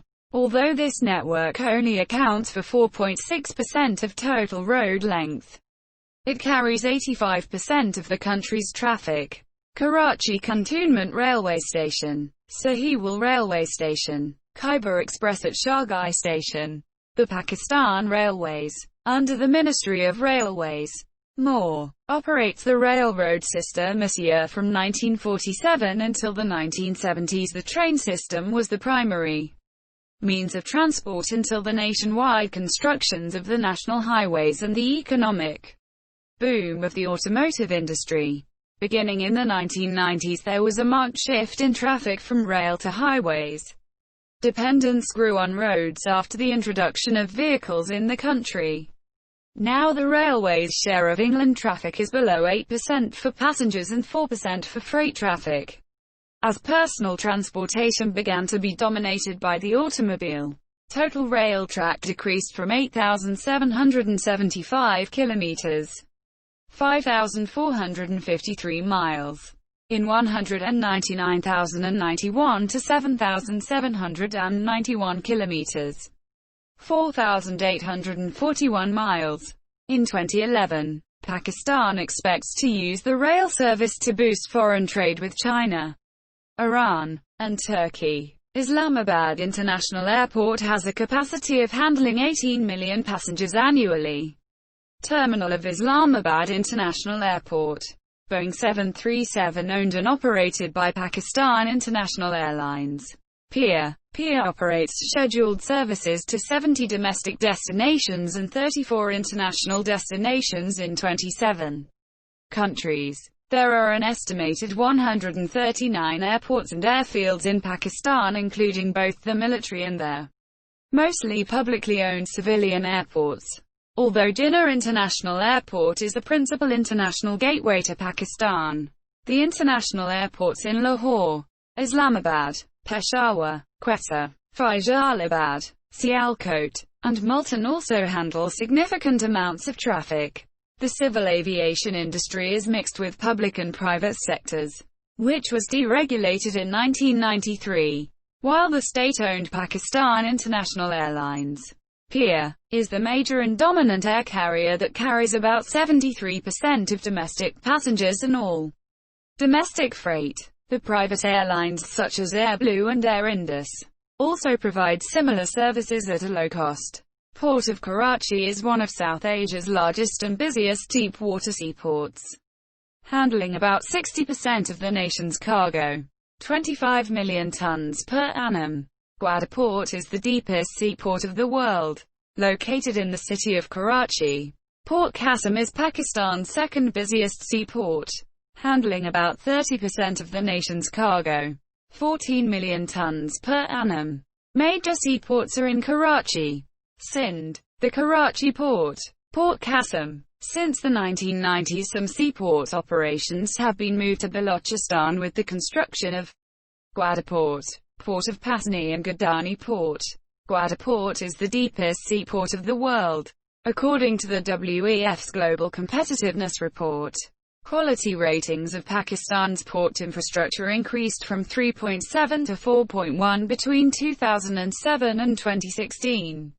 Nagan Chowrangi Flyover, Karachi, Azadi Chowk Flyover, Lahore, Sufi Barkat Ali Flyover and Underpass, Faisalabad. Many flyovers and underpasses are located in major urban areas of the country to regulate the flow of traffic. The highest number of flyovers and underpasses are located in Karachi, followed by Lahore. Other cities having flyovers and underpasses for the regulation of flow of traffic includes Islamabad, Rawalpindi, Faisalabad, Gujranwala, Multan, Peshawar, Hyderabad, Quetta, Sargodha, Bahawalpur, Succa, Larkana, Rahim Yar Khan and Sahiwal etc.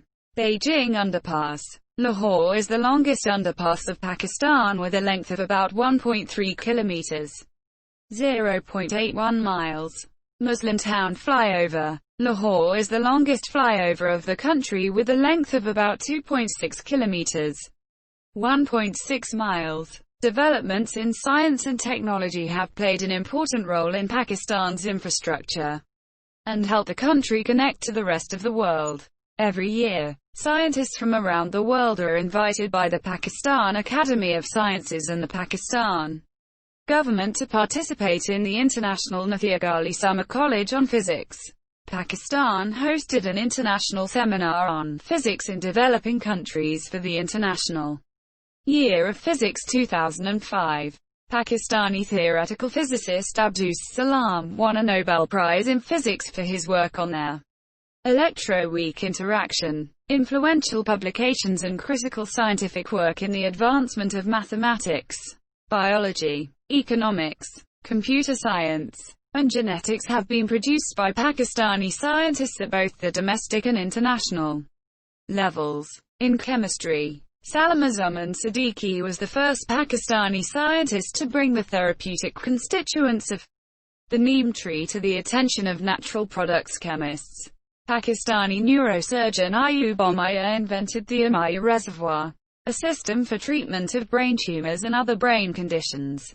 Scientific research and development play a pivotal role in Pakistani universities, government-sponsored national laboratories, science parks, and the industry. Abdul Qadir Khan, regarded as the founder of the Hayu-based gas centrifuge uranium enrichment program for Pakistan's integrated atomic bomb project. He founded and established the Kahuta Research Laboratories, KRL, in 1976, serving as both its senior scientist and the Director General until his retirement in 2001. And he was an early and vital figure in other science projects. Apart from participating in Pakistan's atomic bomb project, he made major contributions in molecular morphology, physical martensite, and its integrated applications in condensed and material physics. In 2010, Pakistan was ranked 43rd in the world in terms of published scientific papers. The Pakistan Academy of Sciences, a strong scientific community, plays an influential and vital role in formulating recommendations regarding science policies for the government.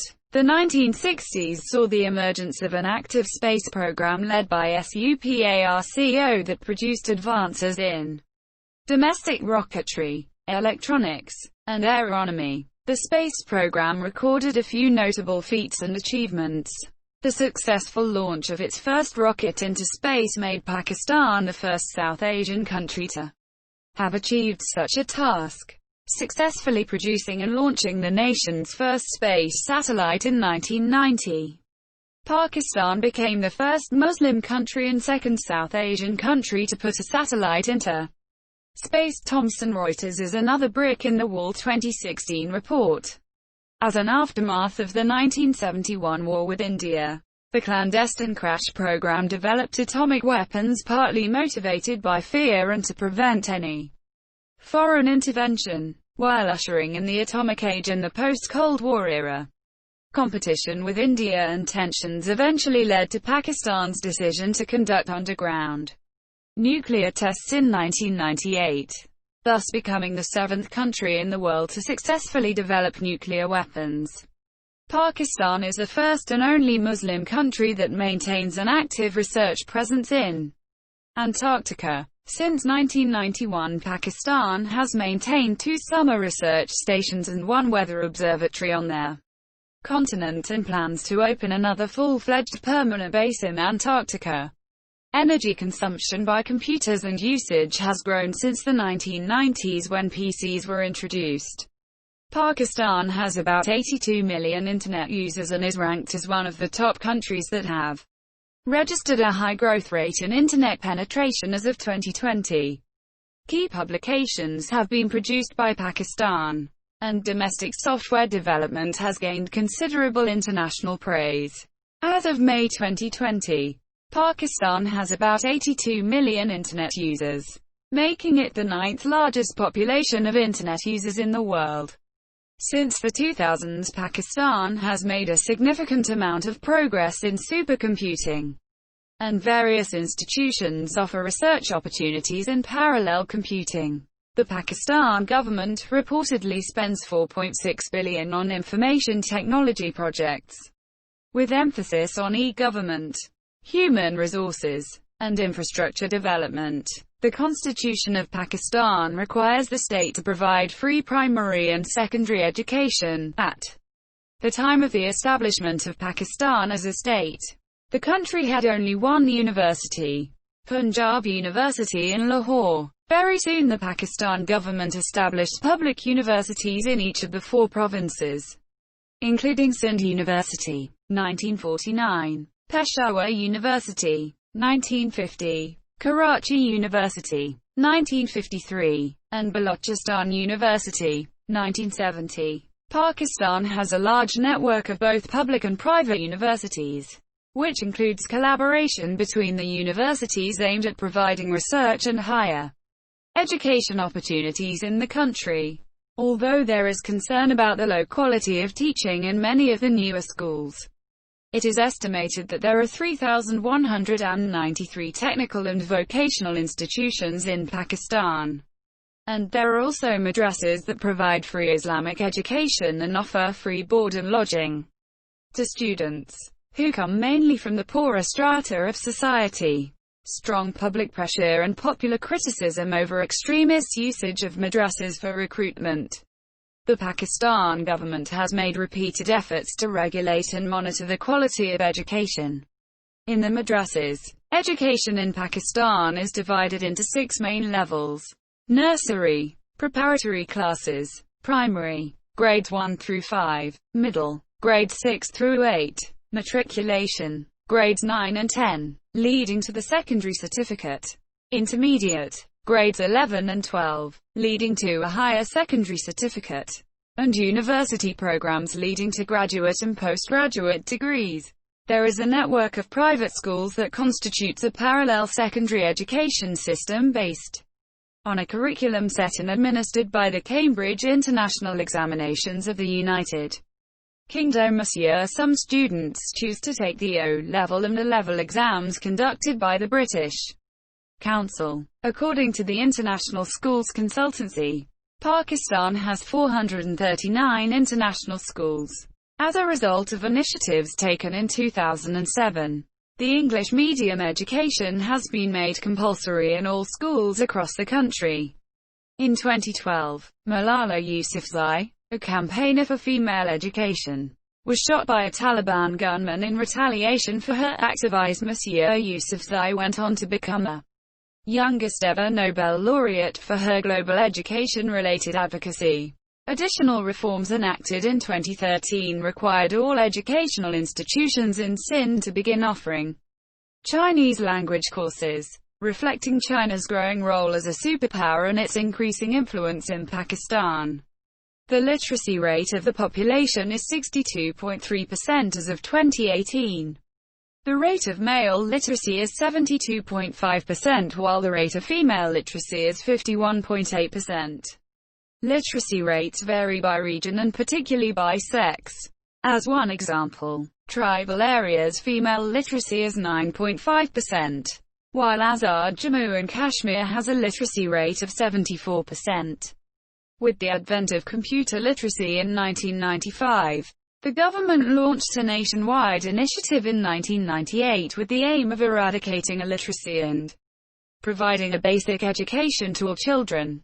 Through various educational reforms, by 2015 the Ministry of Education expected to attain 100% enrollment levels among children of primary school age and a literacy rate of approximately 86% among people aged over 10. Pakistan is currently spending 2.2% of its GDP on education, which according to the Institute of Social and Policy Sciences is one of the lowest in South Asia. Demographics. As of 2020, Pakistan is the 5th most populous country in the world and accounts for about 2.8% of the world population. The 2017 census of Pakistan provisionally estimated the population to be 207.8 million. This figure excludes data from Gilgit-Baltistan and Azad Kashmir, which is likely to be included in the final report.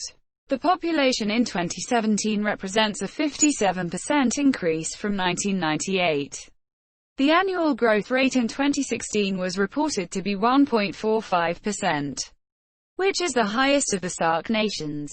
Though the growth rate has been decreasing in recent years, the population is projected to reach 263 million by 2030.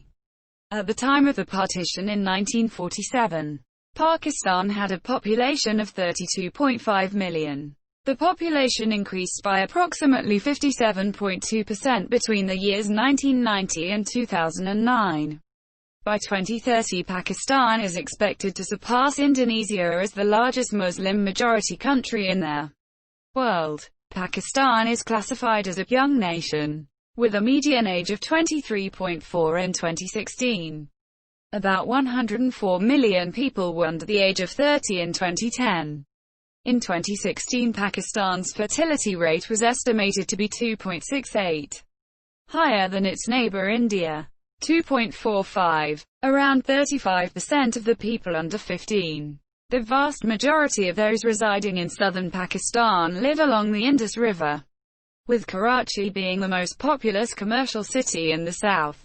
In eastern, western, and northern Pakistan, most of the population lives in an arc formed by the cities of Lahore, Faisalabad, Rawalpindi, Sargodha, Islamabad, Gujranwala, Sialkot, Gujrat, Jhelum, Sheikhupura, Naushehra, Mardan, and Peshawar. During 19,902,008, city dwellers made up 36% of Pakistan's population, making it the most urbanized nation in South Asia, which increased to 38% by 2013.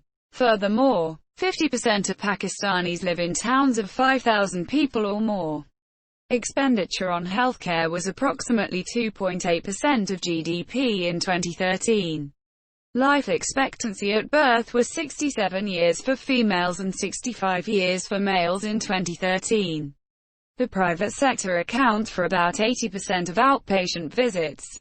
Approximately 19% of the population and 30% of children under 5 are malnourished. Mortality of the under 5s was 86 per 1,000 live births in 2012. More than 60 languages are spoken in Pakistan, including a number of provincial languages. Urdu, lingua franca and a symbol of Muslim identity and national unity, is the national language, understood by over 75% of Pakistanis. It is the main medium of communication in the country, but the primary language of only 7% of Pakistan's population. Urdu and English are the official languages of Pakistan, with English primarily used in official business and government, and in legal contracts. The local variety is known as Pakistani English. The Punjabi language, the most common in Pakistan and the first language of 38.78% of Pakistan's population, is mostly spoken in the Punjab. Saraiki, mainly spoken in South Punjab and Hindko, is predominant in the Hazara region of Khyber Pakhtunkhwa. Pashto is the provincial language of Khyber Pakhtunkhwa. The Sindhi language is commonly spoken in Sindh, while the Balochi language is dominant in Balochistan. Brahui, a Dravidian language, is spoken by the Brahui people who live in Balochistan. There are also speakers of Gujarati in Karachi. Marwari, a Rajasthani language, is also spoken in parts of Sindh. Various languages such as Sheena, Balti, and Burushaski are spoken in Gilgit-Baltistan, whilst languages such as Pahari, Gotri, and Kashmiri are spoken by many in Azad Kashmir. The Arabic language is officially recognized by the Constitution of Pakistan. It declares in Article 31 No. 2 that the state shall endeavor, as respects the Muslims of Pakistan, a. to make the teaching of the Holy Quran and Islamia compulsory, to encourage and facilitate the learning of Arabic language. Even after partition in 1947, Indian Muslims continued to migrate to Pakistan throughout the 1950s and 1960s. And these migrants settled mainly in Karachi and other towns of Sindh province. The wars in neighboring Afghanistan during the 1980s and 1990s also forced millions of Afghan refugees into Pakistan. The Pakistan census excludes the 1.41 million registered refugees from Afghanistan, who are found mainly in the Khyber Pakhtunkhwa and tribal belt, with small numbers residing in Karachi and Quetta. Pakistan is home to one of the world's largest refugee populations. In addition to Afghans, around 2 million Bangladeshis and 500,000 other undocumented people live in Pakistan. They are claimed to be from other areas such as Myanmar, Iran, Iraq, and Africa. Experts say that the migration of both Bengalis and Burmese, Rohingya, to Pakistan started in the 1980s and continued until 1998. Sheikh Mohammed Feroz, the chairman of the Pakistani Bengali Action Committee, claims that there are 200 settlements of Bengali-speaking people in Pakistan, of which 132 are in Karachi.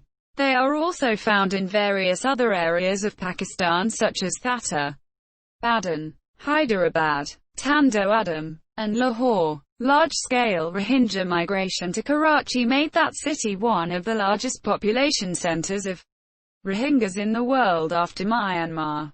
The Burmese community of Karachi is spread out over 60 of the city's slums such as the Burmese colony in Korangai, Arakanabad, Makka colony, Bilal colony, Zia-ul-Haq colony, and Godra camp. Thousands of Uyghur Muslims have also migrated to the Gilgit-Baltistan region of Pakistan, fleeing religious and cultural persecution in Xinjiang, China. Since 1989, thousands of Kashmiri Muslim refugees have sought refuge in Pakistan, complaining that many of the refugee women had been raped by Indian soldiers and that they were forced out of their homes by the soldiers.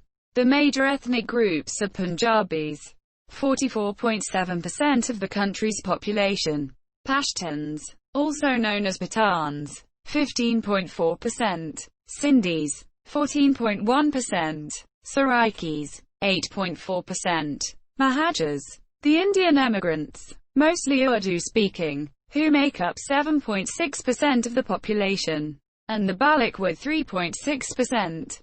The remaining 6.3% consist of a number of ethnic minorities such as the Brahuis, the Hindkowans, the various peoples of Gilgit-Baltistan, the Kashmiris, the Shidis, who are of African descent, and the Hazaras. There is also a large Pakistani diaspora worldwide, numbering over 7 million, which has been recorded as the sixth largest diaspora in the world. Kalma Underpass, Lahore, Blue Area, Islamabad. Since achieving independence as a result of the partition of India, the urbanization has increased exponentially, with several different causes. The majority of the population in the south resides along the Indus River, with Karachi the most populous commercial city.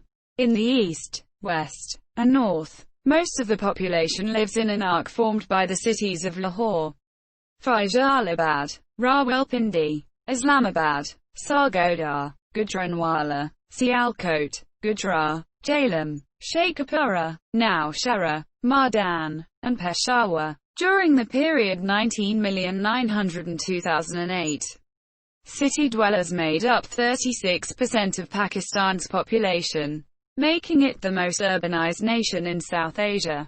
Furthermore, more than 50% of Pakistanis live in towns of 5,000 people or more. Immigration, from both within and outside the country, is regarded as one of the main factors contributing to urbanization in Pakistan. One analysis of the 1998 national census highlighted the significance of the partition of India in the 1940s as it relates to urban change in Pakistan. During and after the independence period, Urdu-speaking Muslims from India migrated in large numbers to Pakistan, especially to the port city of Karachi, which is today the largest metropolis in Pakistan. Migration from other countries, mainly from those nearby, has further accelerated the process of urbanization in Pakistani cities. Inevitably, the rapid urbanization caused by these large population movements has also created new political and socio-economic challenges. In addition to immigration, economic trends such as the Green Revolution and political developments, among the host of other factors, are also important causes of urbanization. The state religion in Pakistan is Sunni Islamiyya. Freedom of religion is guaranteed by the Constitution of Pakistan, which provides all its citizens the right to profess, practice and propagate their religion subject to law, public order, and morality. The population of Pakistan follow different religions. Most of Pakistanis are Muslims, 96.0%, followed by Hindus, 1.85%, and Christians, 1.5%. There are also people in Pakistan who follow other religions, such as Sikhism, Buddhism, Jainism, and a minority of Parsi, who follow Zoroastrianism. The Kalash people maintain a unique identity and religion within Pakistan. In addition, some Pakistanis also do not profess any faith. such as atheists and agnostics. In Pakistan, according to the 1998 census, people who did not state their religion accounted for 0.5% of the population. Islam is the dominant religion. About 96% of Pakistanis are Muslims. Pakistan has the second largest number of Muslims in the world after Indonesia. The majority of them are Sunni and mostly follows Sufism, estimated between 75 and 95%, while Shias represent between 500 and 25%.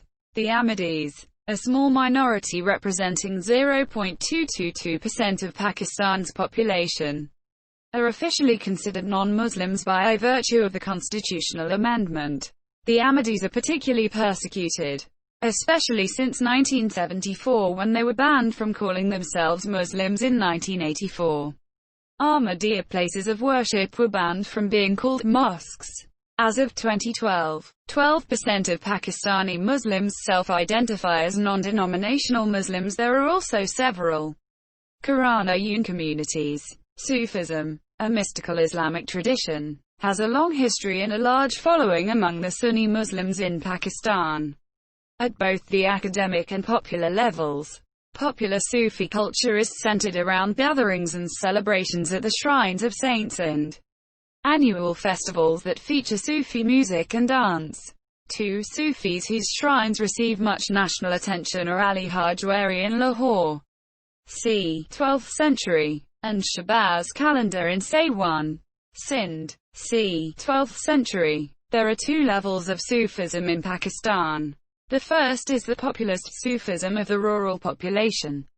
This level of Sufism involves belief in intercession through saints, veneration of their shrines, and forming bonds, mu'ud, with a PIR saint. Many rural Pakistani Muslims associate with PIRS and seek their intercession.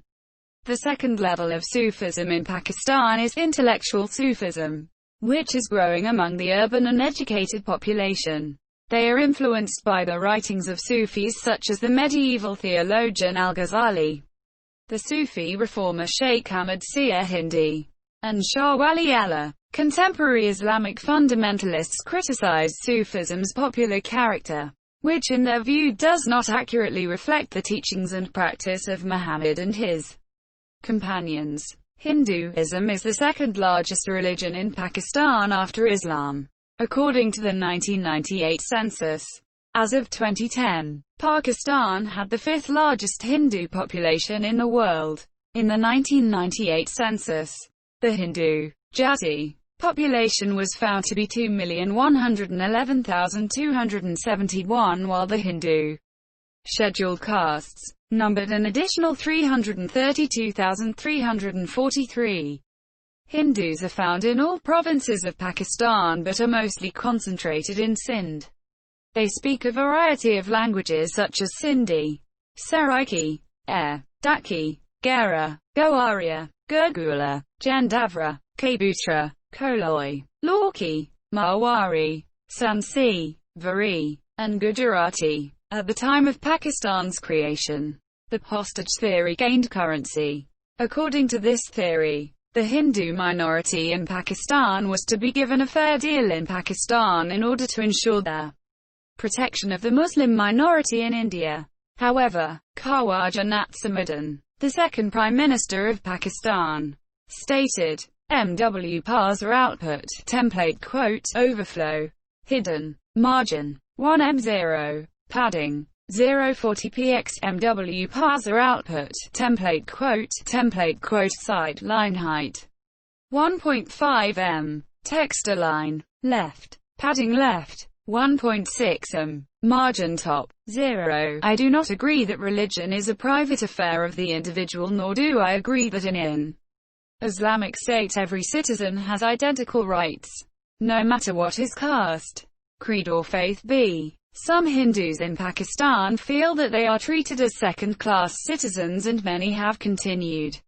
to migrate to India. Pakistani Hindus faced riots after the Babri Masjid demolition, endured a massacre in 2005 by security forces in Balochistan, and have experienced other attacks, forced conversions, and abductions. Christians formed the next largest religious minority, after Hindus, with a population of 2,092,902.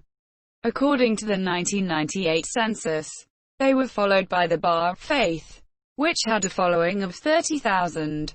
Then Sikhism, Buddhism, and Zoroastrianism, each back then claiming 20,000 adherents, and a very small community of Jains.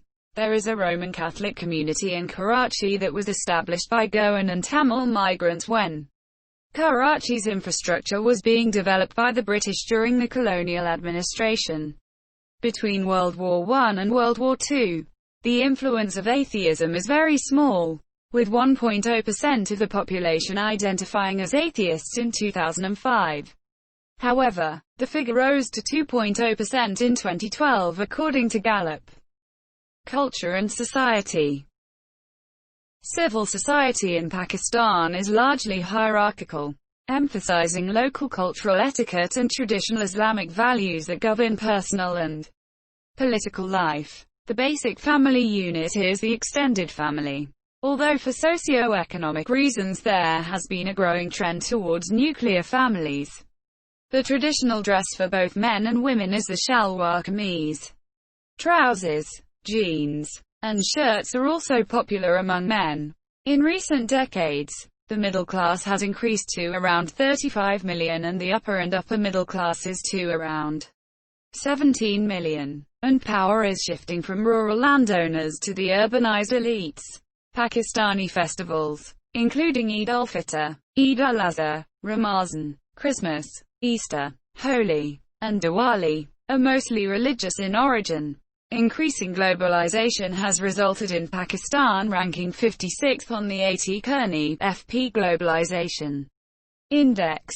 The shalwar kameez is the national dress of Pakistan and is worn by both men and women in all four provinces: Punjab, Sindh, Balochistan, and Khyber Pakhtunkhwa, as well as in Fata and Azad Kashmir. Each province has its own style of shalwar kameez. Pakistanis wear clothes in a range of exquisite colors and designs and in type of fabric: silk, chiffon, cotton, etc. Besides the national dress, domestically tailored suits and neckties are often worn by men, and are customary in offices, schools, and social gatherings. The fashion industry has flourished in the changing environment of the fashion world. Since Pakistan came into being, its fashion has evolved in different phases and developed a unique identity. Today, Pakistani fashion is a combination of traditional and modern dress and has become a mark of Pakistani culture. Despite modern trends, regional and traditional forms of dress have developed their own significance as a symbol of native tradition. This regional fashion continues to evolve into both more modern and purer forms. The Pakistan Fashion Design Council, based in Lahore, organizes PFDC Fashion Week, and the Fashion Pakistan Council, based in Karachi, organizes Fashion Pakistan Week. Pakistan's first Fashion Week was held in November 2009. The private print media, state-owned Pakistan Television Corporation, PTV, and Pakistan Broadcasting Corporation, PBC, for radio were the dominant media outlets until the beginning of the 21st century. Pakistan now has a large network of domestic, privately owned 24-hour news media and television channels. A 2016 report by the Reporters Without Borders ranked Pakistan 147th on the Press Freedom Index, while at the same time terming the Pakistani media among the freest in Asia when it comes to covering the squabbling among politicians. BBC calls the Pakistani media among the most outspoken in South Asia. Pakistani media has also played a vital role in exposing corruption. The Lollywood, Karywood, Punjabi, and Pashto film industry is based in Karachi, Lahore, and Peshawar. While Bollywood films were banned from public cinemas from 1965 until 2008, they have remained an important part of popular culture. In contrast to the ailing Pakistani film industry, Urdu televised dramas and theatrical performances continue to be popular. as many entertainment media outlets air them regularly. Urdu dramas dominate the television entertainment industry, which has launched critically acclaimed miniseries and featured popular actors and actresses since the 1990s. In the 1960s, 1970s, pop music and disco, 1970s, dominated the country's music industry. In the 1980s, 1990s, British-influenced rock music appeared and jolted the country's entertainment industry. In the 2000s, heavy metal music gained popular and critical acclaim this year. Pakistani music ranges from diverse forms of provincial folk music and traditional styles such as Qawwali and Ghazal Gayaki to modern musical forms that fuse traditional and Western music. Pakistan has many famous folk singers. The arrival of Afghan refugees in the western provinces has stimulated interest in Pashto music, although there has been intolerance of it in some places. According to the UN Department of Economic and Social Affairs, Pakistan has the sixth largest diaspora in the world. Statistics gathered by the Pakistani government show that there are around 7 million Pakistanis residing abroad, with the vast majority living in the Middle East, Europe, and North America. Pakistan ranks 10th in the world for remittances sent home. The largest inflow of remittances, as of 2016, is from Saudi Arabia, amounting to $5.9 billion. The term overseas Pakistani is officially recognized by the government of Pakistan. The Ministry of Overseas Pakistanis was established in 2008 to deal exclusively with all matters of overseas Pakistani, such as attending to their needs and problems, developing projects for their welfare, and working for resolution of their problems and issues. Overseas Pakistanis are the second largest source of foreign exchange remittances to Pakistan after exports. Over the last several years, home remittances have maintained a steadily rising trend, with a more than 100% increase from $8.9 billion United States dollars in 200,910 to $19.9 billion United States dollars in 201,516. The Overseas Pakistani Division, OPD, was created in September 2004 within the Ministry of Labour. MOL. It has since recognized the importance of overseas Pakistanis and their contribution to the nation's economy, together with community welfare attaches, CWAs, and the Overseas Pakistanis Foundation, OPF. The OPD is making efforts to improve the welfare of Pakistanis who reside abroad.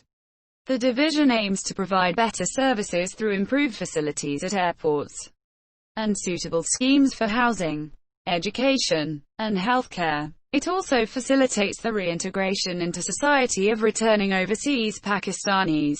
Notable members of the Pakistani diaspora include London Mayor Sadiq Khan, UK Cabinet member Sajid Javid, former UK Conservative Party Chair Baroness Wasi, singers Zayn Malik and Nadir Ali, MIT physics professor Dr. Nerjis Mavalwala, actors Riz Ahmed and Kumail Nanjiani, businessmen Shahid Khan and Sir Anwar Pervez, Boston University professors Adil Najam and Hamid Nawab, Texas A&M professor Mohammed Suhail Zaberi, Yale professor Sarah Saleri, UC San Diego professor Farooq Azam, and historian Aisha Jalal. Pakistan has literature in Urdu, Sindhi, Punjabi, Pashto, Baluchi, Persian, English, and many other languages. The Pakistan Academy of Letters is a large literary community that promotes literature and poetry in Pakistan and abroad. The National Library publishes and promotes literature in the country. Before the 19th century, Pakistani literature consisted mainly of lyric and religious poetry and mystical and folkloric works. During the colonial period, native literary figures were influenced by Western literary realism and took up increasingly varied topics and narrative forms. Prose fiction is now very popular. The national poet of Pakistan, Muhammad Iqbal, wrote poetry in Urdu and Persian. He was a strong proponent of the political and spiritual revival of Islamic civilization and encouraged Muslims all over the world to bring about a successful revolution.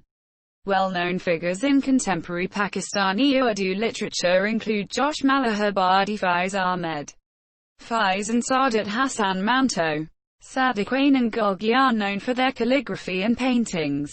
The Sufi poets Shah Abdul Latif, Bulleh Shah, Mian Muhammad Baksh, and Khawaja Ferid enjoyed considerable popularity in Pakistan. Mirza Khalid Beg has been termed the father of modern Sindhi prose.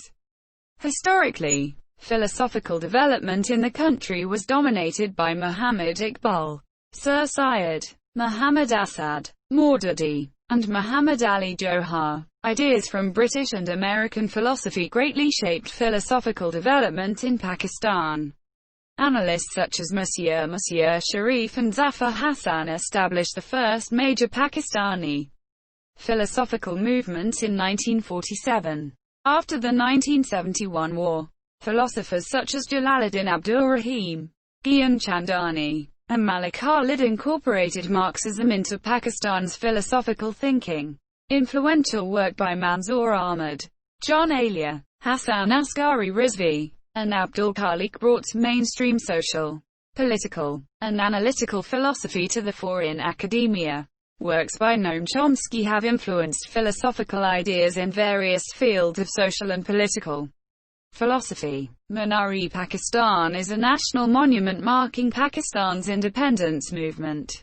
Lahore Fort, a landmark built during the Mughal era, is a UNESCO World Heritage Site. Karachi Metropolitan Corporation Building. 4 periods are recognized in Pakistani architecture: pre-Islamic, Islamic, colonial, and post-colonial, with the beginning of the Indus civilization around the middle of the 3rd millennium BCE. An advanced urban culture developed for the first time in the region, with large buildings, some of which survive to this day. Mohenjo-daro, Harappa, and Kotiji are among the pre-Islamic settlements that are now tourist attractions. The rise of Buddhism and the influence of Greek civilization led to the development of a Greco-Buddhist style, starting from the 1st century CE. The high point of this era was the Gandhara style. An example of Buddhist architecture is the ruins of the Buddhist monastery Takti Bahi in Khyber Pakhtunkhwa. The arrival of Islam in what is today Pakistan meant the sudden end of Buddhist architecture in their area and a smooth transition to the predominantly pictureless Islamic architecture. The most important Indo-Islamic style building still standing is the tomb of the Shah Rukn-i-Alam in Multan. During the Mughal era, design elements of Persian Islamic architecture were fused with and often produced playful forms of Hindustani art. Lahore, as the occasional residence of Mughal rulers, contains many important buildings from the empire. Most prominent among them are the Badshahi Mosque, the fortress of Lahore with the famous Alamgiri Gate, the colourful, Mughal-style Wazir Khan Mosque, the Shalimar Gardens in Lahore, and the Shah Jahan Mosque in Thatta. In the British colonial period, predominantly functional buildings of the Indo-European representative style developed from a mixture of European and Indian Islamic components. Post-colonial national identity is expressed in modern structures such as the Faisal Mosque, the Minar-e-Pakistan, and the Mazar-e-Quaid. Several examples of architectural infrastructure demonstrating the influence of British design can be found in Lahore, Peshawar, and Karachi. Located on the bank of Arabian Sea in Karachi, Port Grand is one of the largest food streets of Asia. Food Street located on Stadium Road. Sargodha, a Pakistani dish prepared using the tandoori method. Pakistani cuisine is similar to that of other regions of South Asia, with some of it being originated from the royal kitchens of 16th century Mughal emperors. Most of those dishes have their roots in British, Indian, Central Asian and Middle Eastern cuisine. Unlike Middle Eastern cuisine, Pakistani cooking uses large quantities of spices, herbs, and seasoning. Garlic, ginger, turmeric, red chili, and garam masala are used in most dishes, and home cooking regularly includes curry. Roti, a thin flatbread made from wheat, is a staple food, usually served with curry, meat, vegetables, and lentils. Rice is also common. It is served plain, fried with spices, and in sweet dishes. Lassi is a traditional drink in the Punjab region. Black tea with milk and sugar is popular throughout Pakistan and is consumed daily by most of the population. Sohan halwa is a popular sweet dish from the southern region of Punjab province and is enjoyed all over Pakistan. McDonald's outlet at Queen's Road. Sargodha. KFC outlet at D Ground.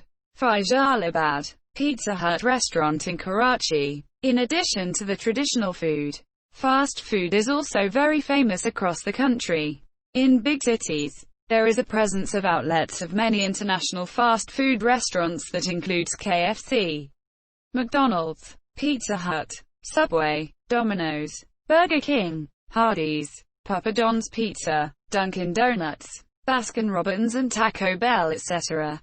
Most sports played in Pakistan originated and were substantially developed by athletes and sports fans from the United Kingdom who introduced them during the British Raj.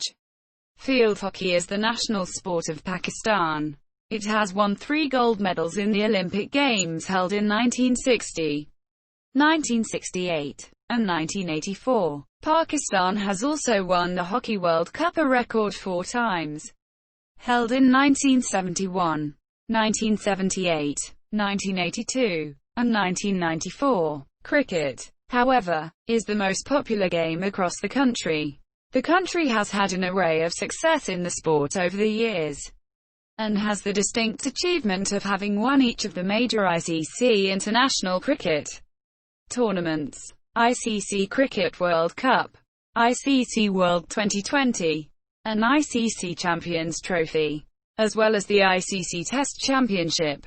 The cricket team, known as Shaheen, won the Cricket World Cup held in 1992. It was runner-up once. In 1999, Pakistan was runner-up in the inaugural World 2020, 2007, in South Africa and won the World 2020 in England in 2009. In March 2009, militants attacked the touring Sri Lankan cricket team, after which no international cricket was played in Pakistan until May 2015, when the Zimbabwean team agreed to a tour. Pakistan also won the 2017 ICC Champions Trophy by defeating arch-rivals India in the final. Pakistan Super League is one of the largest cricket leagues of the world with a brand value of about $32.26 billion, 190 million United States dollars. Association football is the second most played sports in Pakistan and it is organized and regulated by the Pakistan Football Federation. Football in Pakistan is as old as the country itself. Shortly after the creation of Pakistan in 1947, the Pakistan Football Federation, PFF, was created, and Muhammad Ali Jinnah became its first patron-in-chief. The highest football division in Pakistan is the Pakistan Premier League. Pakistan is known as one of the best manufacturer of the official FIFA World Cup ball. The best football players to play for Pakistan are Kalimullah, Zesh Rahman, Mohammad Essa, Harun Yusuf, and Muhammad Adil. Pakistan has hosted or co-hosted several international sporting events: the 1989 and 2004 South Asian Games, the 1984, 1993, 1996 and 2003 World Squash Championships, the 1987 and 1996 Cricket World Cup, and the 1990 Hockey World Cup. Pakistan is set to host the 2021 South Asian Games.